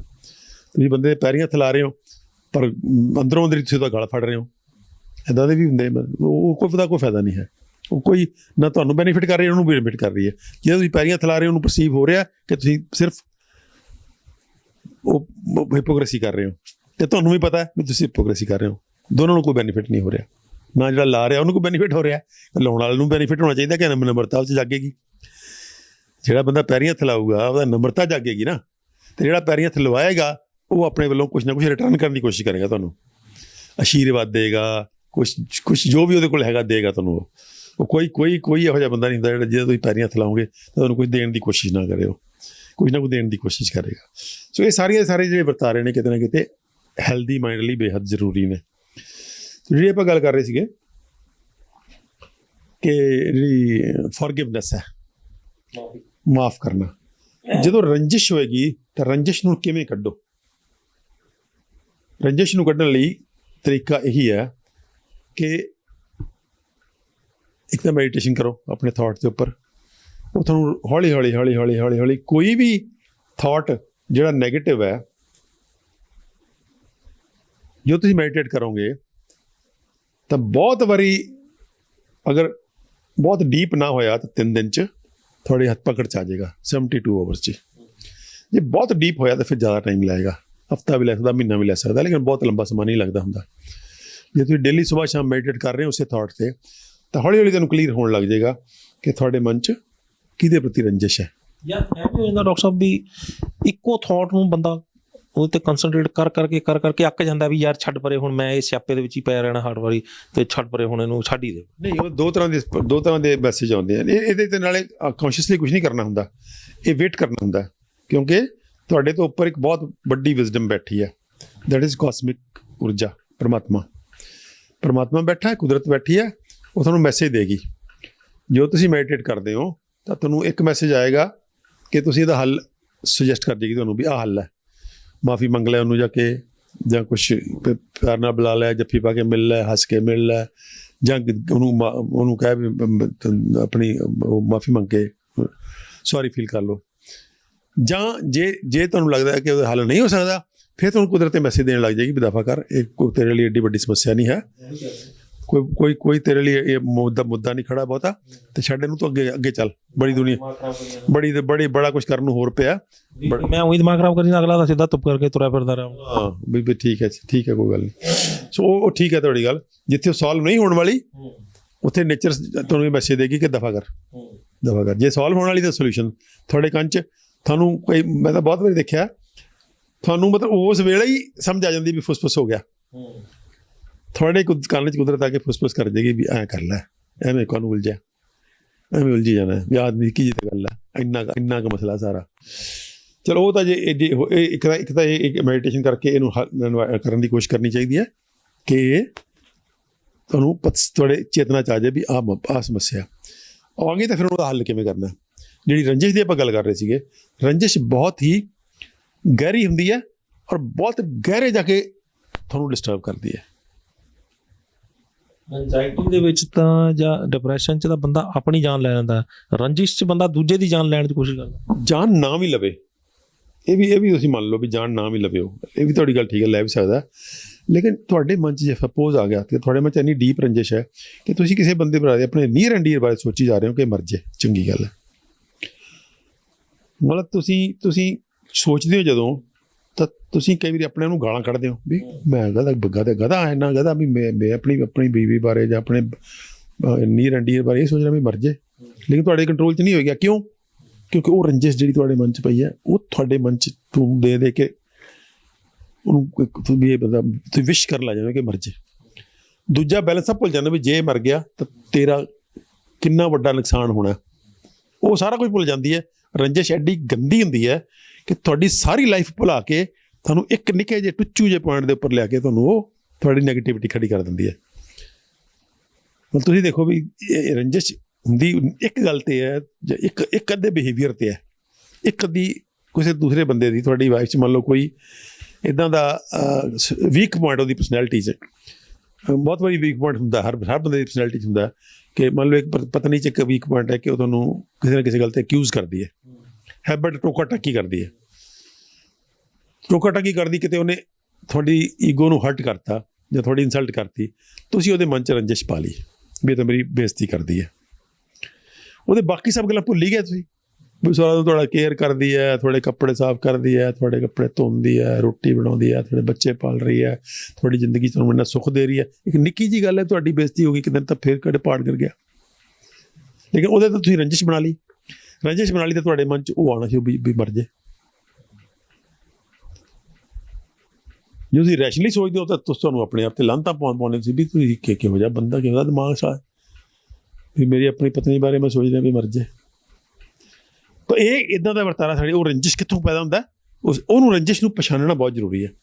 ਪਛਾਣਨ ਵਾਸਤੇ ਮੈਡੀਟੇਸ਼ਨ, ਤੇ ਫਿਰ ਪਛਾਣਨ ਤੋਂ ਬਾਅਦ ਜਦੋਂ ਰੰਜਿਸ਼ ਪਛਾਣ ਲਈ ਫਿਰ ਲੈਟਰ ਆਫ ਫॉरगिवनेस, ਜਦ ਤੱਕ ਚਿੱਠੀ ਲਿਖੋ ਫॉरगिवनेस ਦੀ, ਉਹਨੂੰ ਲਿਖ ਦਿਓ ਬੰਦੇ ਨੂੰ, ਜਾਂ ਜਾ ਕੇ ਜੇ ਹੌਸਲਾ ਹੈਗਾ, ਜੇ ਤੁਸੀਂ ਇੰਨੇ ਮਤਲਬ ਦਮ ਰੱਖਦੇ ਹੋ ਤਾਂ ਜਾ ਕੇ ਸਪਸ਼ਟ ਰੂਪ 'ਚ ਮਾਫੀ ਮੰਗੋ, ਕਲੀਅਰਲੀ ਸਪਸ਼ਟ ਰੂਪ 'ਚ ਉਹਨੂੰ ਕਹੋ ਵੀ ਮੈਂ ਇਸ ਗੱਲ ਕਰਕੇ ਤੇਰੇ ਖਿਲਾਫ ਰੰਜਿਸ਼ ਸੀ ਮੇਰੇ ਮਨ 'ਚ, ਲੇਕਿਨ ਹੁਣ ਮੈਂ ਕੋਈ ਰੰਜਿਸ਼ ਨਹੀਂ ਮੇਰੇ ਮਨ 'ਚ, ਮੈਂ ਇਹ ਗੱਲ ਨੂੰ ਸਮਝ ਲਿਆ ਕਿ ਕੋਈ ਗੱਲ ਨਹੀਂ, ਤੇਰੀ ਪਰਸਨੈਲਿਟੀ ਦੀ ਅਗਰ ਵੀਕਨੈਸ ਹੈ ਵੀ ਹੈ ਤਾਂ ਮੈਂ ਉਹਨੂੰ ਮਾਈਂਡ ਨਹੀਂ ਕਰਦਾ, ਤੇ ਮੇਰੇ ਮਨ 'ਚ ਕੋਈ ਰੰਜਿਸ਼ ਨਹੀਂ ਹੈ ਹੁਣ।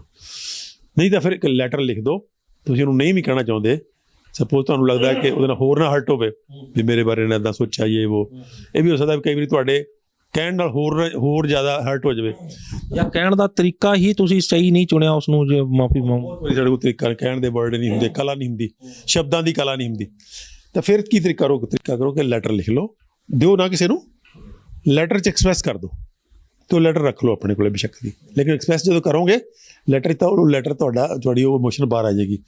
ਉਹ ਇੱਕ ਵਾਰੀ ਲਿਖ ਲਓ, ਦੂਜੀ ਵਾਰੀ ਲਿਖ ਲਓ, ਤੀਜੀ ਵਾਰੀ ਲਿਖ ਲਓ, 4 ਵਾਰੀ ਲਿਖ ਦਿਓ ਬੇਸ਼ੱਕ ਵੀ ਮੇਰੀ ਦਿਮਾਗ 'ਚ ਸੀਗੀ, ਮੈਂ ਹੁਣ ਰੰਜਿਸ਼ ਮੇਰੀ ਜਿਹੜੀ ਮੈਂ ਪਛਾਣ ਲਈ ਹੈ, ਇਸ ਰੰਜਿਸ਼ ਦਾ ਕੋਈ ਆਧਾਰ ਨਹੀਂ ਹੈ, ਇਹ ਰੰਜਿਸ਼ ਇੱਕ ਮੈਂ ਟੁੱਚੂ ਜੀ ਗੱਲ 'ਤੇ ਬਣੀ ਸੀ, ਅਤੇ ਮੈਂ ਅੱਜ ਤੋਂ ਆਪਣੀ ਪਤਨੀ ਨੂੰ ਇਹਦੇ ਲਈ ਪੂਰੀ ਤਰ੍ਹਾਂ ਮਾਫ ਕੀਤਾ, ਅਤੇ ਮੈਨੂੰ ਉਹਦੀ ਰਿਅਲਾਈਜੇਸ਼ਨ ਹੋ ਗਈ ਹੈ ਕਿ ਉਹਦਾ ਇਹਦੇ 'ਚ ਕੋਈ ਜੋ ਵੀ ਤੁਸੀਂ ਲਿਖਣਾ ਚਾਹੁੰਦੇ ਹੋ, ਜੋ ਤੁਹਾਡੇ ਮਨ 'ਚ ਆਉਂਦਾ ਲਿਖ ਲਓ।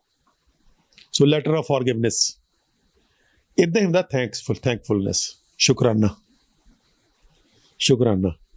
ਅਸੀਂ ਧੰਨਵਾਦ ਨਹੀਂ ਕਰਦੇ ਕਦੇ ਵੀ, ਅਸੀਂ ਹਮੇਸ਼ਾ ਹੋਰ ਦੀ ਤੁਹਾਨੂੰ ਜਿੰਨਾ ਬੰਦਾ ਮਰਜ਼ੀ ਦੇਈ ਜਾਵੇ, ਤੁਸੀਂ ਆਪਣੇ ਇਮੀਡੀਏਟ ਰਿਸ਼ਤੇ ਤੋਂ ਲੈ ਕੇ ਪ੍ਰਮਾਤਮਾ ਤੱਕ ਕਦੀ ਸ਼ੁਕਰਾਨਾ ਨਹੀਂ ਕਰਦੇ। ਜਿਨ੍ਹਾਂ ਕਰਕੇ ਆਪਾਂ ਬਣਦੇ ਹਾਂ, ਆਪਾਂ ਉਹਨਾਂ ਨੂੰ ਵੀ ਭੁੱਲ ਜਾਂਦੇ ਹਾਂ, ਉਹਨਾਂ ਨੂੰ ਕਦੇ ਧੰਨਵਾਦ ਨਹੀਂ ਕਰਦੇ, ਉਹਨਾਂ ਨੂੰ ਇਗਨੋਰ ਹੀ ਕਰ ਦਿੰਦੇ। ਹਾਂ, ਤਾਂ ਸ਼ੁਕਰਾਨਾ ਜਿਹੜਾ ਹੁੰਦਾ ਇਹ ਬਹੁਤ ਹੀ ਪਿਆਰੀ ਇੱਕ ਫੀਲਿੰਗ ਹੈ, ਇੱਕ ਥਾਟ ਹੈ ਜਿਹੜਾ ਤੁਹਾਨੂੰ ਜੋੜਦਾ।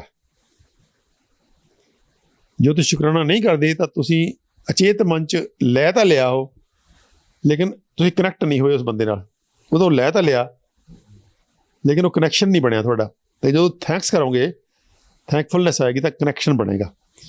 ਉਹਦੇ ਲਈ ਅਸੀਂ ਕਹਿੰਦੇ ਲੈਟਰ ਆਫ ਥੈਂਕਸ, ਕਿ ਸ਼ੁਕਰਾਨੇ ਦਾ ਚਿੱਠੀ ਲਿਖੋ, ਡਾਇਰੀ ਲਿਖਣ ਦੀ ਆਦਤ ਹੈ, ਡਾਇਰੀ 'ਚ ਲਿਖੋ। ਥੈਂਕਫੁਲਨੈਸ ਤੁਸੀਂ ਪਾਓਗੇ ਕਿ ਤੁਸੀਂ ਬਹੁਤ ਹੀ ਥੈਂਕਲੈਸ ਵਿਅਕਤੀ ਹੋ, ਆਪਣੇ ਆਪ ਬਾਰੇ ਤੁਸੀਂ ਪਾਓਗੇ ਕਿ ਤੁਹਾਨੂੰ ਹਰ ਬੰਦਾ ਜਾਂ ਹਰ ਥਾਂ 'ਤੇ ਕਿੰਨੀ ਵਾਰੀ ਕੁਛ ਮਿਲਦਾ, ਤੁਸੀਂ ਉਹਦਾ ਥੈਂਕਸ ਨਹੀਂ ਕਰਦੇ। ਤੁਸੀਂ ਡੇਲੀ ਇੱਕ ਰੂਟੀਨ ਬਣਾ ਲਓ ਕਿ ਮੈਂ ਸੌਣ ਤੋਂ ਪਹਿਲਾਂ 5 ਮਿੰਟ ਹੀ ਲਾਵਾਂ, ਭਾਵੇਂ ਮੈਂ ਇੱਕ ਲੈਟਰ ਆਫ ਥੈਂਕਸ ਲਿਖਣਾ ਕਿਸੇ ਨਾ ਕਿਸੇ ਨੂੰ, ਤਾਂ ਕਿ ਤੁਹਾਡੀ ਵ੍ਰਿਤੀ ਬਣੇ ਥੈਂਕਫੁਲਨੈਸ ਦੀ। ਪੰਗਾ ਇਹ ਨਾ ਵੀ ਉਹਨੂੰ ਦੇਖਣ ਵਾਲੇ 50 ਬੰਦੇ ਹੋਰ ਆ ਜਾਂਦੇ ਨੇ ਵੀ ਦੇਖਾਂ ਕੀ ਲਿਖ ਰਿਹਾ, ਉੱਥੇ ਪੰਗਾ ਪੈ ਜਾਂਦਾ। ਕੋਈ ਉਹਦੀ ਸੀਕ੍ਰੇਸੀ ਨਹੀਂ, ਕਾਹਦੀ ਸੀਕ੍ਰੇਸੀ ਹੈ ਉਹਦੇ 'ਚ? ਕੋਈ ਸੀਕ੍ਰੇਸੀ ਨਹੀਂ ਹੈ, ਦੇਖ ਵੀ ਲਊਗਾ ਬੰਦਾ ਤਾਂ ਵੀ ਕੋਈ ਗੱਲ ਨਹੀਂ ਹੈ, ਕੋਈ ਕੁਛ ਨਹੀਂ ਉਹਦੇ 'ਚ, ਕੋਈ ਤੁਹਾਡਾ ਘਟਨਾ ਕੁਛ ਨਹੀਂ ਵਧੇਗਾ ਹੀ। ਸੋ ਉਹਦੇ 'ਚ ਤੁਸੀਂ ਸੂਰਜ ਦਾ ਥੈਂਕਫੁਲਨੈਸ ਕਰੋ, ਥੈਂਕਸ ਕਰੋ, ਪ੍ਰਮਾਤਮਾ ਦਾ ਕਰੋ, ਆਪਣੇ ਭੈਣ ਭਾਈ ਦਾ ਕਰੋ, ਪਤਨੀ ਦਾ ਕਰੋ, ਬੱਚਿਆਂ ਦਾ ਕਰੋ, ਪੌਦਿਆਂ ਦਾ ਕਰੋ, ਟੇਬਲ ਦਾ ਕਰੋ, ਕੁਰਸੀ ਦਾ ਕਰੋ, ਕਾਪੀ ਦਾ ਕਰੋ, ਪੈਨ ਦਾ ਕਰੋ, ਜਿਹਦਾ ਮਰਜ਼ੀ ਕਰ ਦਿਓ, ਜਿਹਦਾ ਮਰਜ਼ੀ ਕਰ ਲਓ, ਤਾਂ ਕਿ ਤੁਹਾਡੀ ਜਿਹੜੀ ਆਪਣੇ ਸਮਾਜ ਦੇ ਵਿੱਚ ਇੱਕ ਪੂਜਾ ਦਾ ਸਿਸਟਮ ਹੈਗਾ ਵੀ ਪਰਮਾਤਮਾ ਮੰਨਦੇ ਨੇ, ਪੌਦਿਆਂ ਨੂੰ ਪਰਮਾਤਮਾ ਮੰਨਦੇ, ਨਦੀਆਂ ਦੀ ਪੂਜਾ ਹੁੰਦੀ, ਉਹਦੇ ਵੀ ਤਾਂ ਇੱਕ ਥੈਂਕਸ ਹੀ ਹੈ ਉਹਦੇ ਵਿੱਚ। ਬਿਲਕੁਲ ਇਹੀ ਯਾਦ ਕਰਨਾ, ਅਪਣਾਉਣਾ ਆਪਣੇ ਆਪ ਨੂੰ ਹੈ ਵੀ ਬਿਲਕੁਲ ਉਹ ਸਾਰੀ ਜਿਹੜੀ ਪ੍ਰਣਾਮ ਹੁੰਦਾ ਸੀ ਨਾ, ਉਹਨੂੰ ਇੱਕ ਕਿਸੇ ਕਰਮ ਦਾ ਕਿਸੇ ਤਰੀਕੇ ਦੀ ਸ਼ਕਲ ਦੇ ਦਿੰਦੇ ਸੀ ਸਾਡੇ ਪੁਰਖੇ, ਤਾਂ ਕਿ ਸਾਨੂੰ ਯਾਦ ਆ ਜੇ ਵੀ ਤੁਲਸੀ ਨੂੰ ਪਾਣੀ ਦੇਣਾ, ਮੱਥਾ ਟੇਕਣਾ, ਸੂਰਜ ਨੂੰ ਮੱਥਾ ਟੇਕਣਾ, ਅਤੇ ਸਾਰਾ ਕਿਤੇ ਨਾ ਕਿਤੇ ਤੁਸੀਂ ਅੱਜ ਸੂਰਜ ਨੂੰ ਕਿਤੇ ਮੱਥਾ ਟੇਕ ਕੇ ਦੇਖਿਓ। ਹੁਣ ਤਾਂ ਅਸੀਂ ਉਹਨੂੰ ਜੋੜ ਲਿਆ, ਸਨ ਗੇਜ਼ਿੰਗ ਨਾਲ ਜੋੜ ਲਿਆ, ਹੋਰ ਗੱਲ ਪੋਜ਼ੀਟਿਵ ਹੋ ਗਈ ਕਿ ਸਨ ਗੇਜ਼ਿੰਗ ਕਰਨੀ ਚਾਹੀਦੀ ਹੈ। ਤੁਸੀਂ ਸਵੇਰੇ ਚੜ੍ਹਦੇ ਸੂਰਜ ਦੇ ਸਾਹਮਣੇ ਖੜੇ ਹੋ ਜਾਓ ਹੱਥ ਜੋੜ ਕੇ, ਨਾਲੇ ਅੱਖਾਂ ਖੁੱਲ੍ਹੀਆਂ ਰੱਖੋ, ਸਨ ਗੇਜ਼ਿੰਗ ਹੋ ਗਈ, ਨਾਲੇ ਤੁਸੀਂ ਵਾਹਿਗੁਰੂ ਜਾਪ ਕਰੋ, ਤੁਸੀਂ ਪਾਓਗੇ ਕਿ ਤੁਹਾਨੂੰ ਸੰਪੂਰਨ ਬ੍ਰਹਿਮੰਡ ਦੇ ਦਰਸ਼ਨ ਹੋ ਜਾਣਗੇ। ਤੁਹਾਡੇ ਸਾਹਮਣੇ ਕੀ ਹੈ? ਖੁੱਲ੍ਹਾ ਆਕਾਸ਼ ਵੀ ਹੈ, ਪਰਮਾਤਮਾ ਹੈ, ਸੂਰਜ ਵੀ ਹੈ, ਸਭ ਤੋਂ ਵੱਡਾ ਦੇਵਤਾ ਹੈ, ਉਸ ਤੋਂ ਅੱਗੇ ਤੁਹਾਡੇ ਪੇੜ ਪੌਦੇ ਦਿਖ ਰਹੇ ਹੈ, ਉਹਦੇ ਅੰਦਰ ਪੰਛੀ ਵੀ ਫਲੋ ਕਰ ਰਹੇ ਹੈ, ਉਹਦੇ ਅੰਦਰ ਕੁਛ ਮਨੁੱਖ ਵੀ ਫਿਰ ਰਹੇ ਹੈ, ਹਵਾ ਵੀ ਤੁਹਾਨੂੰ ਫੀਲ ਹੋ ਰਹੀ ਹੈ, ਤਾਂ ਸਾਰਾ ਬ੍ਰਹਿਮੰਡ ਤੁਹਾਨੂੰ ਉਹਦਾ ਵਿਰਾਟ ਰੂਪ ਸਤਿ ਤੋਂ ਲੈ ਕੇ ਛੋਟੇ ਤੱਕ ਸਾਰਾ ਦਿਖ ਜਾਏਗਾ। ਤਾਂ ਇੱਕ ਮੈਡੀਟੇਸ਼ਨ ਬਣ ਗਈ ਤੁਹਾਡੀ, ਤੁਸੀਂ 10 ਮਿੰਟ ਨਾਲੇ ਸਨ ਗੇਜ਼ਿੰਗ ਹੋ ਗਈ, ਨਾਲੇ ਮੈਡੀਟੇਸ਼ਨ ਹੋ ਗਈ।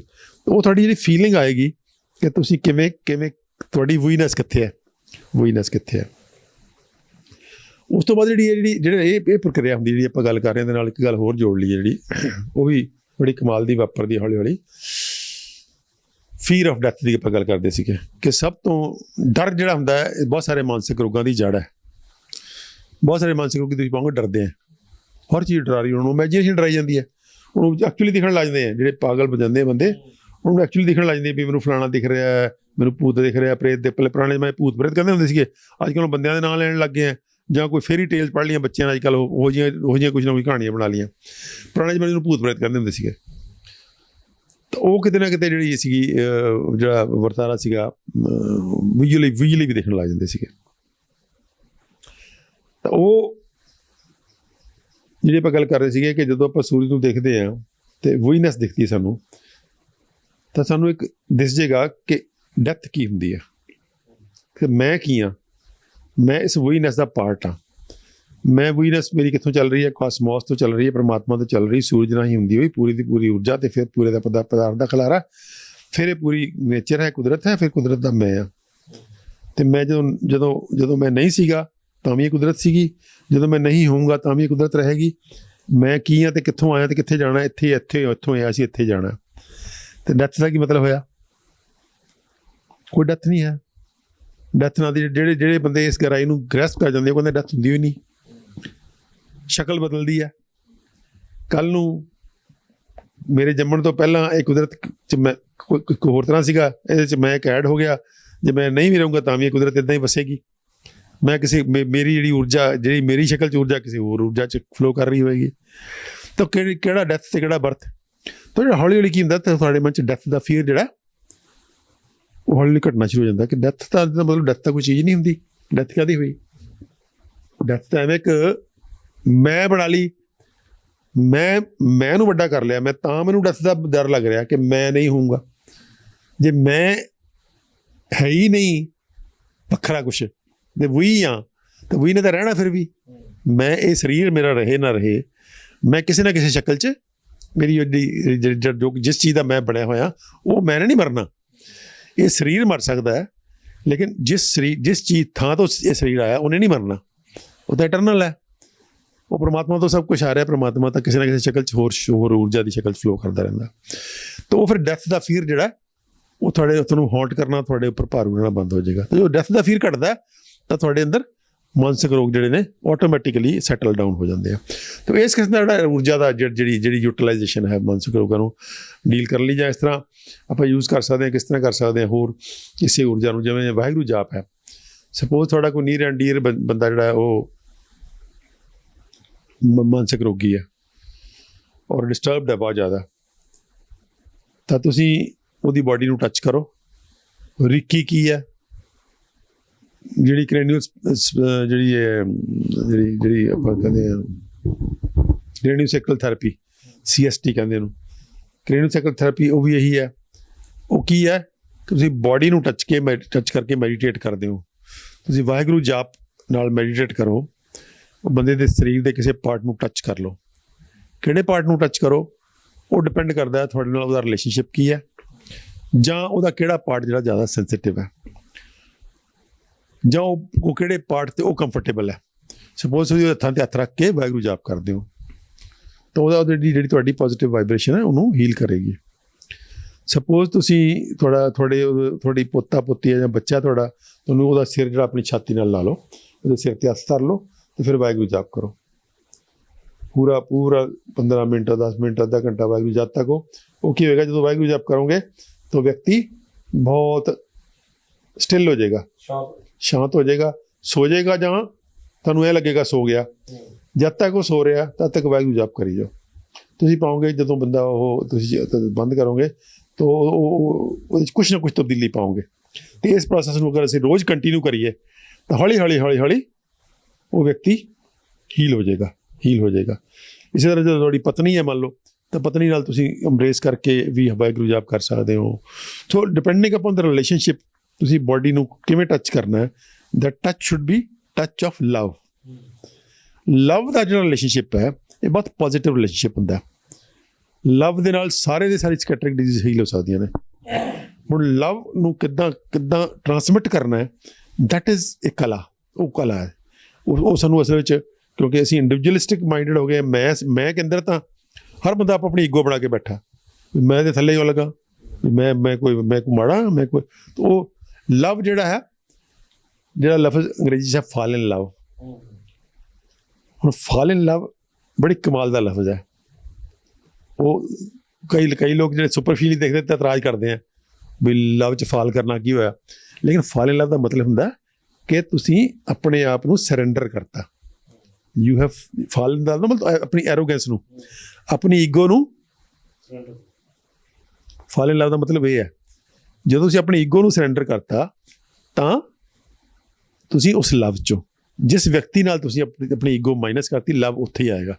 ਲਵ ਤੇ ਈਗੋ ਦੋ ਇਕੱਠੇ ਨਹੀਂ ਚੱਲਦੇ, ਇੱਕ ਚੀਜ਼ ਰਹੇਗੀ, ਜਾਂ ਲਵ ਰਹੇਗਾ ਜਾਂ ਈਗੋ ਰਹੇਗੀ। ਸੋ ਲਵ ਜਿਹੜਾ ਹੈ ਬਹੁਤ ਕਮਾਲ ਦਾ ਵਰਤਾਰਾ ਹੈ, ਪਿਆਰ ਜਿਹੜਾ ਬਹੁਤ ਕਮਾਲ ਦਾ ਵਰਤਾਰਾ। ਸੋ ਪਿਆਰ 'ਚ ਜਦੋਂ ਤੁਸੀਂ ਚੱਲਦੇ ਹੋ ਤਾਂ ਉਹਦੀ ਟਰਾਂਸਮਿਸ਼ਨ ਜਿਹੜੀ ਉਹ ਹੀਲ ਕਰਦੀ ਹੈ, ਕਿਤੇ ਨਾ ਕਿਤੇ ਹੀਲਿੰਗ ਕਰਦੀ ਹੈ। ਸੋ ਇਹ ਲਵ ਦਾ ਜਿਹੜਾ ਰਿਲੇਸ਼ਨਸ਼ਿਪ ਹੈ, ਇਹਨੂੰ ਕਿਵੇਂ ਚੈਨਲਾਈਜ਼ ਕਰਨਾ, ਇਹ ਕਲਾ ਵੀ ਸਿੱਖਣੀ ਬਹੁਤ ਜ਼ਰੂਰੀ ਹੈ। ਅਤੇ ਜਿਹੜਾ ਟੱਚ ਹੈ ਉਹ ਵੀ ਇੱਦਾਂ ਦਾ ਹੋਣਾ ਚਾਹੀਦਾ ਜਿਹੜਾ ਕਿ ਲਵ ਨਾਲ ਰਿਲੇਟਡ ਹੋਵੇ। ਬੱਚਾ ਹੈ ਤਾਂ ਉਹਨੂੰ ਤੁਸੀਂ ਸਿਰ 'ਤੇ ਸਿਰ ਪਲੋ ਸਕਦੇ ਹੋ, ਪਤਨੀ ਨੂੰ ਡਿਫਰੈਂਟਲੀ ਟੱਚ ਕਰ ਸਕਦੇ ਹੋ, ਦੋਸਤ ਨੂੰ ਡਿਫਰੈਂਟਲੀ ਟੱਚ ਕਰ ਸਕਦੇ ਹੋ। ਤਾਂ ਟੱਚ, ਲਵ ਅਤੇ ਵਾਹਿਗੁਰੂ ਜਾਪ ਇਹ ਕੰਬਾਈਨ ਕਰ ਸਕਦੇ ਹੋ। ਤਾਂ ਇਹ ਸਾਰੇ ਦਾ ਸਾਰਾ ਕਿਤੇ ਨਾ ਕਿਤੇ ਸਾਰੀ ਵਾਈਬ੍ਰੇਸ਼ਨ ਥੈਰੇਪੀ ਹੈ, ਸਾਰੀ ਨੂੰ ਵਾਈਬ੍ਰੇਸ਼ਨ ਥੈਰੇਪੀ ਕਹਿ ਸਕਦੇ ਹਾਂ, ਕਿਉਂਕਿ ਊਰਜਾ ਯੂਜ਼ ਕਰ ਰਹੇ ਸੀ, ਕਿਸੇ ਨਾ ਕਿਸੇ ਸ਼ਕਲ 'ਚ ਊਰਜਾ ਯੂਜ਼ ਕਰ ਰਹੇ ਹਾਂ ਕਿਤੇ ਨਾ ਕਿਤੇ। ਇਹ ਹੈ ਇਹ ਟੋਟਲ ਜਿਹੜਾ ਵਰਤਾਰਾ ਆਪਾਂ ਇਹਦਾਂ ਦੇ ਕੰਮ ਜਿਹੜੇ ਕਰਨ ਦੀ ਲੋੜ ਹੈ। ਇਹਦੇ ਇਸ ਕੰਮ ਕਰਨ ਲਈ ਬਹੁਤ ਸੰਸਥਾਗਤ ਸਪੋਰਟ ਦੀ ਲੋੜ ਹੈ, ਕਿਉਂਕਿ ਇਹਦੇ ਲਈ ਬਹੁਤ ਸਾਰਾ ਇਨਫਰਾਸਟਰਕਚਰ ਚਾਹੀਦਾ ਹੈ। ਬੰਦਾ ਤੁਹਾਡੇ ਕੋਲ ਰਹੇ ਸੈਟਿੰਗ 'ਚ, ਤੁਸੀਂ ਇੱਕ ਟੀਮ ਹੋਵੇ ਜਿਹੜੀ ਕਰ ਸਕੇ ਇਹ ਗੱਲ ਜਿਹੜੀ ਹੈ ਇੰਪਲੀਮੈਂਟ ਕਰ ਸਕੇ। ਤਾਂ ਉਹ ਕਿਵੇਂ ਆਏਗੀ, ਕਿਵੇਂ ਉਹਨੂੰ ਕੰਮ ਕਰੇਗਾ। ਬਹੁਤ ਲੋਕ ਕੰਮ ਕਰ ਰਹੇ ਹੈ ਅਤੇ ਇੰਡੀਵਿਜੂਅਲ ਲੈਵਲ 'ਤੇ, ਲੇਕਿਨ ਕੰਮ ਅਜੇ ਤੱਕ ਸਿਰਫ ਉਹਦੇ 'ਚ ਕੁਆਲਿਟੀ ਹੈ ਕੰਮ ਦੇ ਵਿੱਚ, ਉਹਦੀ ਕੁਆਂਟਿਟੀ ਨਹੀਂ ਹੈ।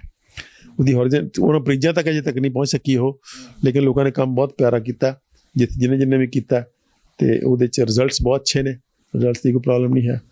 ਹੁਣ ਸਵਾਲ ਹੈ ਕਿ ਇਹਨੂੰ ਜਿਹੜੀ ਇਹ ਵੱਡੇ ਪੱਧਰ 'ਤੇ ਇੰਪਲੀਮੈਂਟ ਕਿਵੇਂ ਕਰਨਾ ਹੈ ਅਤੇ ਕਿਵੇਂ ਇਹਨੂੰ ਇੱਕ ਸ਼ਕਲ ਦੇਣੀ ਹੈ, ਉਹਦੇ ਅੰਦਰ ਜਿਹੜੀ ਹੈ ਉਹਨੂੰ ਕਿਵੇਂ ਇਹਨਾਂ ਚੀਜ਼ਾਂ ਨੂੰ ਜੋੜਨਾ।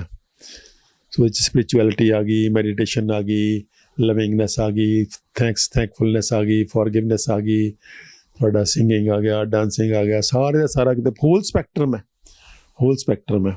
ਤਾਂ ਇਹਦੇ ਉੱਪਰ ਕੰਮ ਕਰਕੇ ਇਹਦਾ ਇੱਕ ਪੈਕੇਜ ਬਣਾ ਕੇ ਜੇ ਆਪਾਂ ਦੇ ਸਕੀਏ, ਜਿਹੜੀ ਮਾਨਸਿਕ ਜਿਹੜੀ ਵਿਕਰਤੀਆਂ ਤੋਂ ਪੀੜਤ ਜਿਹੜਾ ਵਿਅਕਤੀ ਹੈ, ਤਾਂ ਮੇਰੇ ਖਿਆਲ ਕਮਾਲ ਦੀ ਚੀਜ਼ ਹੋਏਗੀ। ਉਹ ਇਕੱਲਾ ਮਾਨਸਿਕ ਜੇ ਇੱਦਾਂ ਦਾ ਕਲਚਰ ਬਣ ਜਾਏਗਾ ਸਮਾਜ 'ਚ ਕਿਤੇ ਨਾ ਕਿਤੇ।